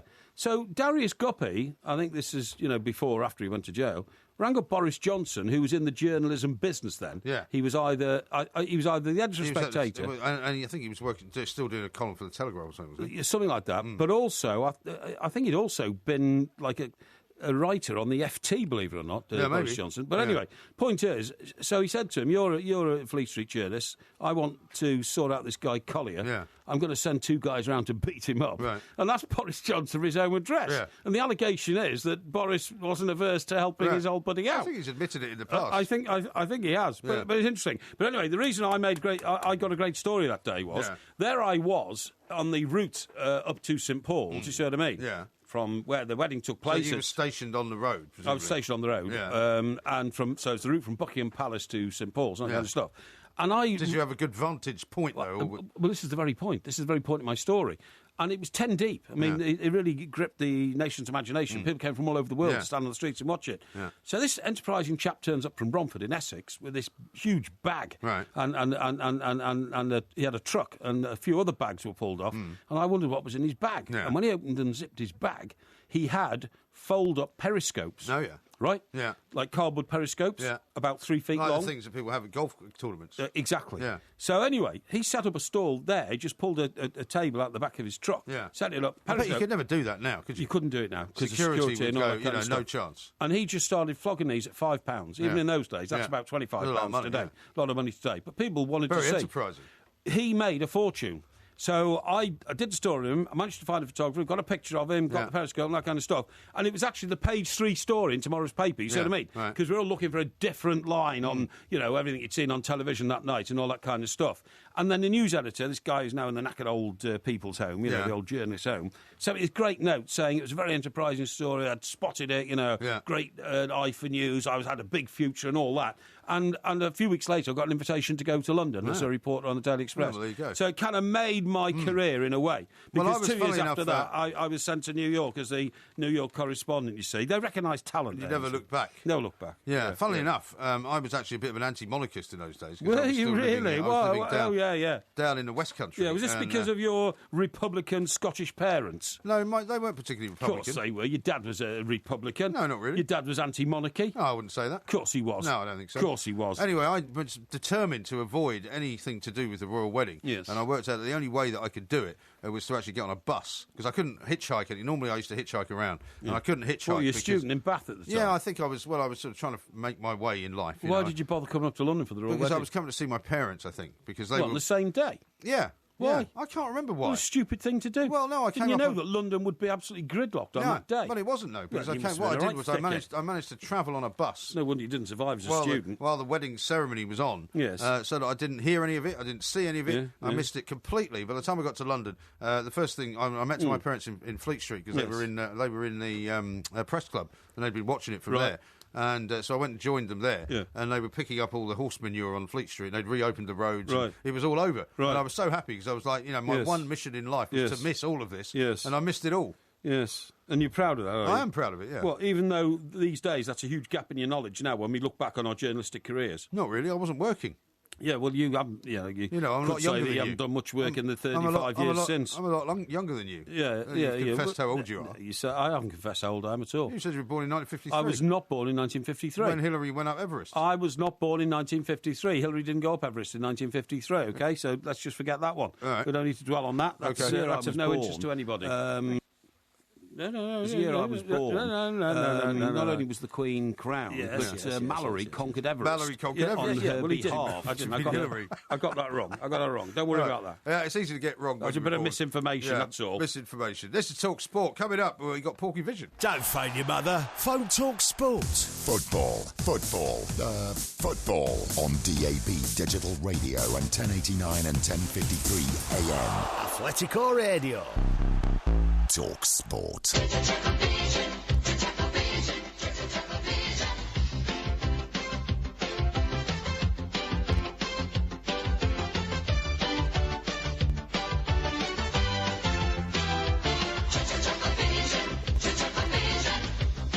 This is Talk Sport. We are the two Mikes. There will, of course, be a podcast coming out later on this morning around about 9 o'clock. And for those of you who can't listen live, thank you very much indeed for downloading it. You can find it on iTunes. We'll be tweeting out exactly what time you can get your hands on it very, very shortly. Right now, though, that music signals what can only be described as the best TV review of all time. Yes. And it is Porky Vision. We never quite know what's going to be in it. No. Mr. Parry doesn't always know what's going to be in it. He said it was a movable feast. Movable feast. So what would you like to start off with? But thank you for that introduction, Mike. I'm glad that you do recognise the quality of the intense research I do for Porky Vision. Now, I did say earlier in the week, I tweeted out a bit and said, look, Lady Chatterley's lover is going to be the focal point. Well, that was really why I thought you were going to be doing it. Yeah, focal point of Porky Vision. In fact, it won't be. Really? Because... It turns out... disappointing. Well, it turns out, you see, I thought it was going to be a lot of rumpy-pumpy, a lot of saucy material, which I could review. Well, people complained, didn't they? People complained to the BBC that there wasn't enough sex in it. Well, the point is, when I discovered that there's hardly any sex in it at all. Yeah. And it's not like I'm a sex maniac or anything, but I know what interests people, and what interests people is the interaction between men and women in the early 1920s. Particularly Lady Chatterley's lover. Exactly. Which was banned as a result of it being too kind of, rampantly There was an obscenity trial over it. Yeah, that's right. Yeah. So the book was actually banned. Yes, and people would have expected it to be full of sex. Exactly, full of sex. Well, anyway, so when I put out the tweet saying I was going to do a mass review on it and all this kind of stuff, and you bet and all that, then I read the reviews that you read saying there was no sex. Did you not see it then? Well, I skyboxed it, you see, okay. to view later. So what I did, I decided then... And one of the reasons I was excited if you were going to do it is I actually watched it. Because I very rarely watch TV. Oh, you saw it, did you? Yeah, I did. And I very rarely have seen any of the shows that you talk about. Yeah. And I thought, well, this would be good, because if you're going to talk about it, I'll actually know what you're talking about. Well, I'm not going to talk about it now. Oh, well. So you wasted your time. Right. But anyway, what I did do is, on the old Skybox thing, you can fast forward at certain speeds. 2, 6, 12, and then 30. Right. So what I did is... Super fast forward. Exactly. So I fast forwarded it at 30. Yeah. And I realised there wasn't any rumpy-pumpy in it. There was hardly any. So I didn't bother reviewing it. Oh, okay. So I can't tell you what happened in it, because maybe if you saw it, maybe you can. One of the things that I found ridiculous about it was that I didn't think that the woman playing Lady Chatterley was in fact a believable character, because she looked far too young. She didn't really look too young. The type. I saw the pictures of her. Yeah. I agree. There was one particular sex scene which I'm not sure I could describe because it might be, a bit too graphic. Well, don't. So you'd rather I didn't. Because that's my area of expertise, you know what I mean? Well, let's say it was a form of Rogerisation, which didn't actually involve Rogerisation. Dear me. And it just seemed completely and utterly out of context. And finally, the thing that really annoyed me was that they changed the ending. Yeah, they changed the ending. They changed the ending, because famously the ending of Lady Chatterley's Lover, everything is very much up in the air. Everybody's left to wonder what's going to happen. And her... Oh, sorry. That's if you read the book. Yeah. Now, her husband came back from the First World War unable to sort of satisfy a woman's needs, didn't he? He was paralysed kind of, from the waist down, basically. So he was incapable of Rogerisation. He was, This is the point. Yeah. And he became very upset. He became very upset, so she turned to Not as upset as her, though. No, I see, exactly. Who decided to go and find a substitute. Exactly, and she went and found the gamekeeper, right? Mellors, Now, the thing is, I saw a version of that years ago, and Sean Bean played Mellors. Yeah. And I thought he did it very well. Oh, he probably would, yeah. So I didn't think this guy'd be any good. Well, it was also it was a bit of a rip-off of Poldark. I mean, women liked it because there was lots of scenes where the gamekeeper took his shirt off. Yeah, but he wasn't actually rodgering anybody at the time. Not really. No. So anyway, look, that was a dead loss then. So forget that. And, and by the way, I thought it was a 3-part series, but it wasn't. It was just a 1.5-hour special. So that was useless. Yeah. Now, I had the misfortune of watching Doc Martin. Oh yeah. Right? That's been around for a while, isn't it? It's rubbish. Is it? Now it's Martin Clunes, isn't it? Yeah, they give the Cornish town a name. Yeah. I don't know what the name is in the show. Well, they've got no airports down there, have they? They haven't got any airports down there. But it's actually based on a place called St David's, isn't it? Is it? Or St Isaac's. St Isaac's, that's right. St Isaac's, Not Port Isaac. Oh, Port Isaac, I think it is. I think you're right. I think it's Port Isaac. It's actually based on Port Isaac. Yeah. It looks like a very nice little village. Port Isaac is nice. But Doc Martin is a utterly non-credible figure. Right. If I had a doctor who was as rude as him, that doctor would have been struck off by now. He calls the people he treats the idiots from the village. Right. Imagine calling your patients that. Do you not believe that there might be some doctors who are a bit like that? No, not as bad as he is. Doctors can be a bit arrogant. He slams the door in his patients' faces. He tells them that they're fools. He is rude and brusque to everybody and anybody. Yeah. His wife has left him. He's not from there, is he? No, he's from London. Yeah. And the reason he works in a poxy little village in Cornwall, right? It's a bit harsh. Yeah, well, I mean, that's the way he regards it. Yeah. Is because he had a phobia about blood, but only found out that he had a phobia about blood after he qualified as a doctor. That's not very good, So he can't. So he was going to be a surgeon, but every time he put the knife into a patient on the operating table, he threw up over the patient, which isn't a good way to go around doing heart transplants and that sort of thing. Really? You know what I mean? So, but if he doesn't like blood, then he can't really be a doctor anywhere. Well, this is the problem. He keeps fainting, you know, when people come in with a bleeding finger and all that kind of stuff. So he's not much of a doctor anyway. I know, it's ludicrous, But anyway, and his wife has left him. Yeah. God knows how he got married in the first place. Because he's a very unattractive human being. Yeah. I mean, not only has he got big jug ears and an ugly face. Well, he can't help that. Well, he can't, but it's Martin Clunes has chosen to play him because Martin Clunes is ugly. So they thought, well, you know, an ugly doctor looks a bit like him, so why not? No, it's true. It's true. Just rename it the Ugly Doctor. Yeah. Could have called it the Ugly Doctor. And you know, there's, why has your wife left you? Well, because you're curmudgeonly, you're rude, you're arrogant, you're boring. He never smiles. He has never smiled in the whole. That's the whole gimmick about this show. This is about the fourth or fifth series, isn't it? About the fifth series, I think. Yeah, I don't know who watches it. Yeah. Honestly, it's so dull and boring. And what happened? Does anything happen in the show? No, he just treats people who get there's no sort injured. of ongoing romantic interest. No. No apparent sort of scandal. Or anything like that? And now they've decided to take a twist in it, and they've decided to send him to a psychiatrist. Right. So he's bonkers, But we all knew what they're that. trying to do, aren't you? They're trying to recreate sort of an English version of House, which I don't know if you've ever seen. House, where House famously has That was the guy from Blackadder. Yeah, that's right. Yeah. Yeah. Hugh Laurie, yeah. And he plays this kind of, eccentric doctor. Highest paid actor in the world, when he did House. But he plays this eccentric doctor that nobody really likes. Right, he's so brilliant that they keep him on at the hospital, even though he keeps getting in trouble. Well, that's also been tried with our friend from Northern Ireland, James, who played a brain surgeon, who was also a betting fanatic and James Nesbitt. and a drunkard and all that kind of stuff. Yeah. Munro, that was called. Was it? Funny enough, that's the same name as Matt Munro, isn't it? It is, yeah. Yeah. A lot of people give me a hard time about it. Oh, yeah, a lot of people give me a hard time about because apparently it was the Matt Munro. British Sinatra. Yeah, rubbish, yeah. And anyway, it's utter rubbish, Doc Martin. Is it? Okay. Complete tosh. So don't bother watching it. Don't bother watching that, it's rubbish. Right, now the other thing that... Anything good that you saw? No, nothing good. Right. The other thing I urge people not to watch is Poirot. Poirot? I cannot stand Poirot. Isn't that a bit old now? These are like reruns. Well, I made the mistake of watching something else the other day, and then I forgot to sort of stop the telly or something like that. Is this the one with John Suchet's brother? John Suchet's brother, David Suchet. Yeah. I mean, honestly, I think he's a vile, horrible little man. Do you mean Suchet or do you mean the character? Well, the character. Yeah. But maybe Suchet's as well, because I don't know Suchet. I'm sure maybe Suchet's a very nice man. I doubt it. I doubt it. I think you've got to have a streak of the old, character in you to be able to play that character. No, that's why he's an actor. Yeah, but I mean, he looks like a mealy-mouthed little individual to me when I've seen him out of character. I mean, sorry, I'm not being rude to David Suchet, is it? David Suchet? Yes. I'm just saying that he acquired the part very brilliantly. He must be a great actor. I think he is. Now, what I'm saying is, I can't understand how anybody can find this revolting little Belgian man with this stupid little moustache, whose lips hardly move when he speaks. Madame, may I tell you that I am Hercule Poirot, one of the world's leading detectives, and I can assure you that no murdered person has entered this room. A lot of people like it, though, don't they? No, they don't. But I mean, I don't know why, because I think it's utter rubbish, utter and total rubbish, right? And I just don't know why they do it. Okay. And I don't know why they ever made the programme in the first place. So, well, it's a very popular programme. I mean, they haven't made any for a long time, have they? No, they're not going to make any more, are they? So, look, just to sum up, right? Lady Chapley's Lover was rubbish. Yeah. Doc Martin's not much better. Doc Martin, utter rubbish. That's got another 5 or 6 in this series. I don't know why anybody watches that. Don't know why anybody watches Poirot.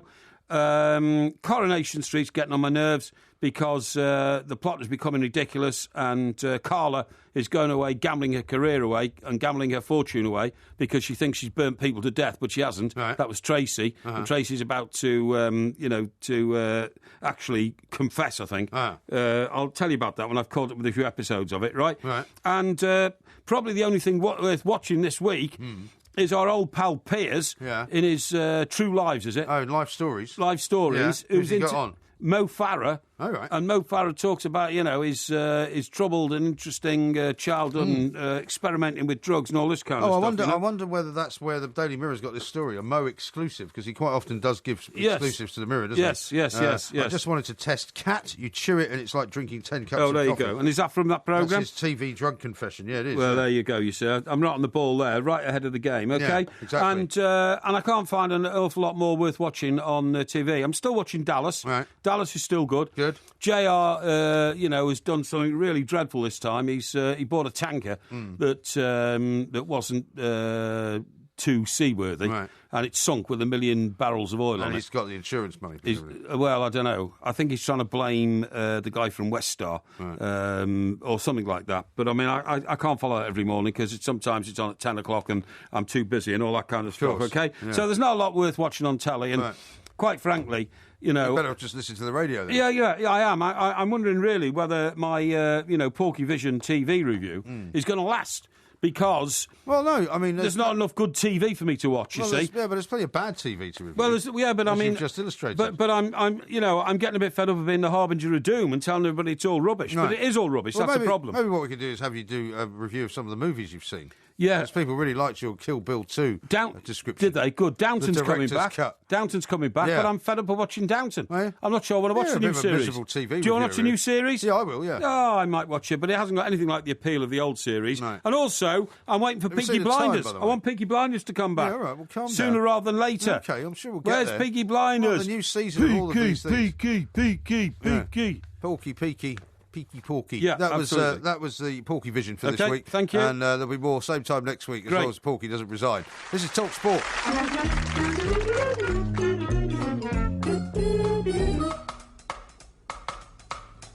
A chevonement.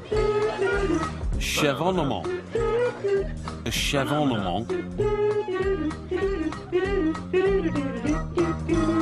That's Cheven. You want to check him out? I will. Chevonement. A chevonement. That was the guy famously that you quoted, did you not? Or you got information from on the death of Princess Diana? I seem to remember. The French Interior Secretary, who I doubted was the correct name. Because I thought you were suggesting he was a Foreign Secretary. And in fact, it turned out to be correct. Exactly. Thank you very much indeed. Another one that was well recorded. Now, I've got a couple of things to tell you. But first, some tweets and some... good. I like these. Mark from Coventry says, the kids at school took the mickey out of Porky, regardless what colour his hair was. By the way, I found that report, which I'm going to return to tomorrow evening on tomorrow evening's show, okay? Because I've got some other news for you on hair colour. Craig, who's working the night shift, says, hi to you, Mike, it's great show as always. I have red hair and you just need to take no notice of idiots calling you names. Thank you. P.S. My manager keeps on thinking I'm laughing at him, but it's your great show. Yes, thank you very much indeed. And here's one, which is a good one, from John in Durham, who says, and he texted us into 1889, he says, hi guys, Dr. Becky is a strange name, is it, Porky? I used to live in a small village in Northumberland and a local doc was called Dr. Diath. D-E''ATH. That's a bit odd, Dr. Death. Dr. Death, yeah. I got in terrible trouble, actually, once. There were some friends that were mutual friends of myself and my mother and my children. Yeah. And the guy, who's still alive, so I'm not going to mention his name, yes, was remarried to this girl who... was very nice, and they were both friends and stuff like that. And they came round for dinner, and it turned out that this guy was a surgeon, kidney surgeon or something like that. Wow! And high-powered job, very high-poweed job, yeah. And he kept getting plastic surgery done for his new wife. You know, like if she wanted really? a new pair of breasts, got that. Good when she gave birth, right? Mm. Not only did she get a cesarean, but he said he got the doctor to give her a tummy tuck while it was while it all happened. It was all very strange, right? Good God. Anyway, sounds like a nutter. Yeah. Well, no, he was just a doctor, right? Yeah. A lot of doctors are like this, and it turns out, right, that there had been an incident. He was involved in some hospital, either down in Plymouth or Portsmouth. I can't remember what it was. Yeah. And he'd been responsible for this patient who ended up dying on the operating table. Shocking. And because it was actually a mix-up with the anaesthetic or something like that. But when it all happened, he was out on the golf course. So I, of course, naturally... christened him Dr. Death. Right. You know, like you would. Yeah, of course you would, in charge of a patient dying. Yeah, and he really didn't like it. And he came round for dinner one night, and I'd been out, I was at work, it was when I was working in Scotland. Right. And I was sort of, got the telephone call in the bar, when you're coming home, they're here for dinner and all this, and I was a bit under the influence, shall I say. Yeah. And I got home, and a huge row ensued because as I met him and I said, "Oh, hi, how's it going? Have all your patients actually survived today?" Yeah. And he really didn't. He didn't find it funny. He didn't find it funny. No. We never saw him again after that. Really? Well, that probably did you a favour. He sounds like a crass bore, a man without a moral compass in life. Now, talking of doctors, Becky down in New Zealand says, "Is Porky on a doctor rant today? First he poo-poos me, and now Doc Martin. Don't forget, Porky, doctors saved your life." Yeah, well, that's true. They did. That was Dr. Banner. A big plus for Dr. Banner. Listen, Dr. Becky, I'm sorry. I'm not in any way trying to be offensive or unkind to you. We value every listener in the world, particularly those in New Zealand, particularly those who are doctors. One of these days when I'm down in New Zealand, I might have a funny turn and you might save my life. So you are a very, very valued listener. So. Now from Dave. Hang on. Yeah, it says here, Porky, you should review Boardwalk Empire? Boardwalk Empire, because in between the nudity and the sex scenes, there's a great gangster story as well. And Tomo says, the greatest TV review ever, Porky, well done. That's Tomo. Thank you. Well, there you go. Thank you. And one from Geordie Jeff is, I can't believe tonight's Porky Vision didn't include a really gripping sounding programme which was shown on BBC 3 on Monday evening called An Untold History of the Toilet. Oh, I wouldn't review that. No. I'm sorry, I don't like lavatory humour. No. It's not my thing. Now, we were talking about Redheads earlier. Yeah. And we're going to come back to that tomorrow night because I found the report. The documentation was missing. That's right. A little piece on the front page of the Telegraph here that says, the headline says, "Do men prefer blondes?" No, says research. Men don't actually prefer blondes, according to new research. In fact, it seems most are seeking, this is what most men want in a woman, right? Yeah. A brunette doctor who has blue eyes, a secret tattoo, and loves to swim.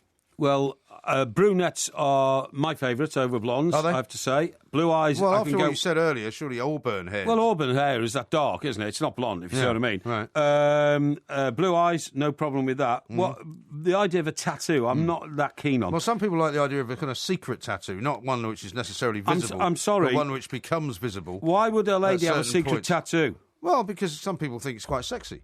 Really? Yeah, I mean, like a small tattoo in an area where you wouldn't otherwise see it unless she's not wearing any clothes. It's a bit sort of complicated, that. Why is it complicated? The reason behind it, I'm not sure. So you've got to disrobe me to see my secret tattoo. Huh? Well, yes. Well, you don't say that, do you? Well, that's what it's all about, Well, isn't no, it? the point is in the process of disrobing... Do these women say, would you like to come upstairs and see my tattoo? Is that a play on sort of, would you like to see my etchings? No, I don't think they do say that. Yeah, I think it probably is. No. But the point is that you discover the tattoo... Yeah. Right, while undressing the person. Yeah. And then it can be an indication of their personality, perhaps. Really, yeah. Depends on what the tattoo is. The problem with having a tattoo is, I mean, I wouldn't have one anyway. I wouldn't let anybody stick needles in my skin and all that kind of stuff. But Right. I think they're ostentatious. Well, you didn't mind them cutting you open, though, did you? Well, that's to save my life. Right. So that was all right. What I'm saying is, I think they're ostentatious, and I think it's clearly you're very unhappy with your own body form, body shape, because when people first see you, you want them to focus on your tattoo and not what you look like. So, well, this is the point. If it's a secret tattoo, then nobody's seeing it. Yeah, so only ugly people so have you're tattoos. doing that. No, but they're doing that for yourself. Yeah, but this is... I mean, I might have a tattoo for all you know. Well, I couldn't care less if you have a tattoo or not. I don't want to see any parts of your body which aren't already exposed. Your face is revolting enough to give me, the necessity to have to need. I mean, sleeping for example, tablets. when I was in Mexico, right? Yes. There was an awful lot of people wearing very few clothes, right? Small bikinis, that kind of thing, and there were quite a lot of women who were wearing too many tattoos, but there were others who had just very small tattoos. Yeah. Well, and the small tattoos, I think, can be quite sexy. The reason why you should never have a tattoo, apart from the fact that they're revolting and it's ink on you and you can get poisoned and all that kind of stuff, is that you have a tattoo for a particular reason. And that reason is because you feel good about something at that particular time and you want to register it. Yeah. But that reason is always going to change. Maybe. You're always going to regret that tattoo. So it's, the most obvious example is having a heart tattoo on your biceps with the word Sue written through it because she's your girlfriend. Well, lots of people do is, it with their kids, don't they? Do they? Yeah, they have their kids' birthdays on there or their kids' names. Well, I think Beckham's done all that, hasn't he? Yeah, well, he's got more tattoos than he's got skin. Yeah, well, I think that's the only negative for me in the whole of the Beckham story. Yeah. The amazing story of a boy from Stratford, who came from virtually a terraced house or something, and is now one of the wealthiest and most famous men in the world. With I was hearing very tonight that he's finally record. found himself a venue for Is the that right? for the football team he wants to launch. I tell you as well. what, it's interesting. I saw something earlier on before I came out, and it was it was a documentary, I think, on the Premier League and all that. And it did focus a lot on the early Alex Ferguson teams. Yeah. And I just thought that it's almost impossible to put that story together. It's like an Enid Blyton story. These 5 young men who, 4 of whom came from Manchester and David Beckham came from London, all got together and started playing football together. They didn't have any money. They paid £14 a week. Yeah. And they came from average homes. And they're all now multi-millionaires who've conquered the world through football. Yeah. But it was just through playing football together. Yeah. And they all grew up into famous and successful people. That is, for me, one of the great stories of life, that you can achieve greatness and success like that with your mates and all that kind of stuff. But also, as you say, a very unusual one. And yes. People quite often ask the question, what's happened to the academy at Manchester United? Why aren't they producing another class of 92? Yes. That will never happen again. No, never. In the sense that so many talented players were in one place at the same time. I totally let me agree. just finish the thought about what it is that women like and what it is that men like. Yes. The research reveals that you want to know who a perfect man is. Right, yeah. And you don't qualify in any on. of this. A perfect man, as far as women are concerned, is a smart executive, right? So you're not one of them. Oh, excuse me, I have been many times short in my life. Well, you might have been an executive, but it doesn't make you smart. I gave up executive power because I didn't want it anymore. No, okay. Yeah, go on. And neither did the company, funnily enough. What? Who has blue eyes, right? You haven't got blue eyes, have you? I've got... brown eyes, I think. Brown eyes, Yeah. so you miss out on that one. Short, dark brown hair, so you miss out on that. Well, I've got auburn hair. Well, I used to have auburn hair. No, you got white hair now. No, I've got silver hair. Silver. And a soft spot for dogs, which you haven't got either. No, I like dogs. Of course I do. Yeah, but you haven't got a dog. Well, I can't have a dog, can I? You could have. I live in penthouses. Dogs don't live in penthouses. By the way, you haven't given us an update yet. An update. We'll have to get an update tomorrow, won't we? On the sinking roof. Never mind the sinking roof. Yeah, I got home today to find a load of nutters with chainsaws chopping all the trees down at the back of my property. When you say nutters, were they not qualified to be cutting down the trees? They were tree surgeons. Right. There was a tree surgeon's lorry there saying what they were doing. So it's a doctor's revenge day today, isn't it? I don't know. And I went over. Why are they cutting all the trees down? I went over to the guy and said, "Excuse me, what are you doing?" Are they disease-ridden? This is the point. I said, "Oh, hello, sir." I said, "What are you doing? Why are you cutting my trees down?" He said, "I don't know." He said, I'm just employed by this company." I said, "Where's the boss?" Yeah. He said, "He's not here." He said, "I'm the chain gang leader," or whatever they call them. Chain gang? Well, chainsaws, you see. They have Chainsaw gang. These guys, by the way, they have these belts on, Mike, and they swing through trees like orangutans. Yeah, I know. With a chainsaw on their belt. Yeah, it's quite a amazing. skilled job, isn't it? It's amazing. And I said, What "Why have you got, like redwoods there?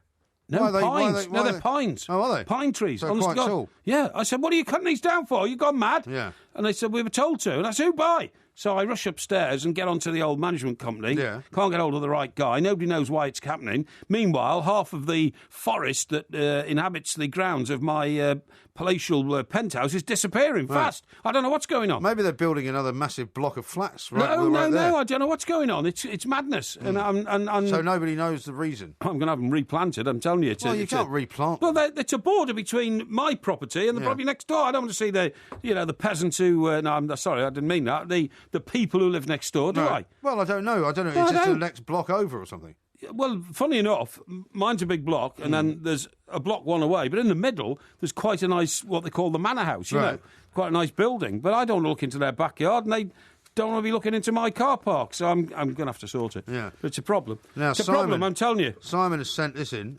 He said, what do you think of this tattoo? It looks like a sort of military one, lest we forget. With a load of soldiers marching. Well, I'm all for commemorations to brave men, to soldiers. My father was in the Royal Navy during the Second World War, but I don't think tattoos are the appropriate way to illustrate the feelings that people have. Well, I think I just don't. Very eloquently put. We're going to catch up on the tree story, because obviously that's quite a big worry. Well, I'm going to find out what's going on. Yeah. Somebody's going to pay for that, I'm telling you. And we also have to get an update tomorrow, if you can, on what's going on with the roof, because people are concerned about that as well. Look, you make it sound like the place I live in is falling to pieces. Well, it sounds like it's not.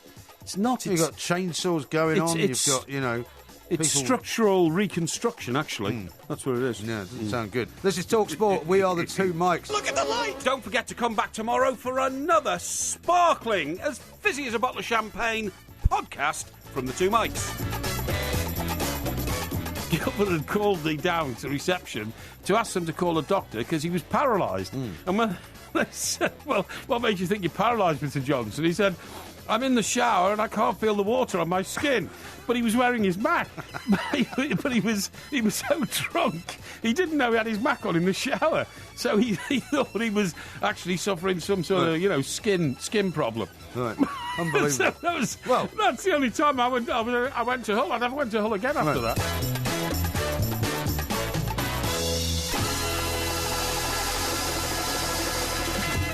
The year I was born, not only was the Queen crowned, but Mallory conquered Everest on her behalf. You mean Hillary? You've made a mistake.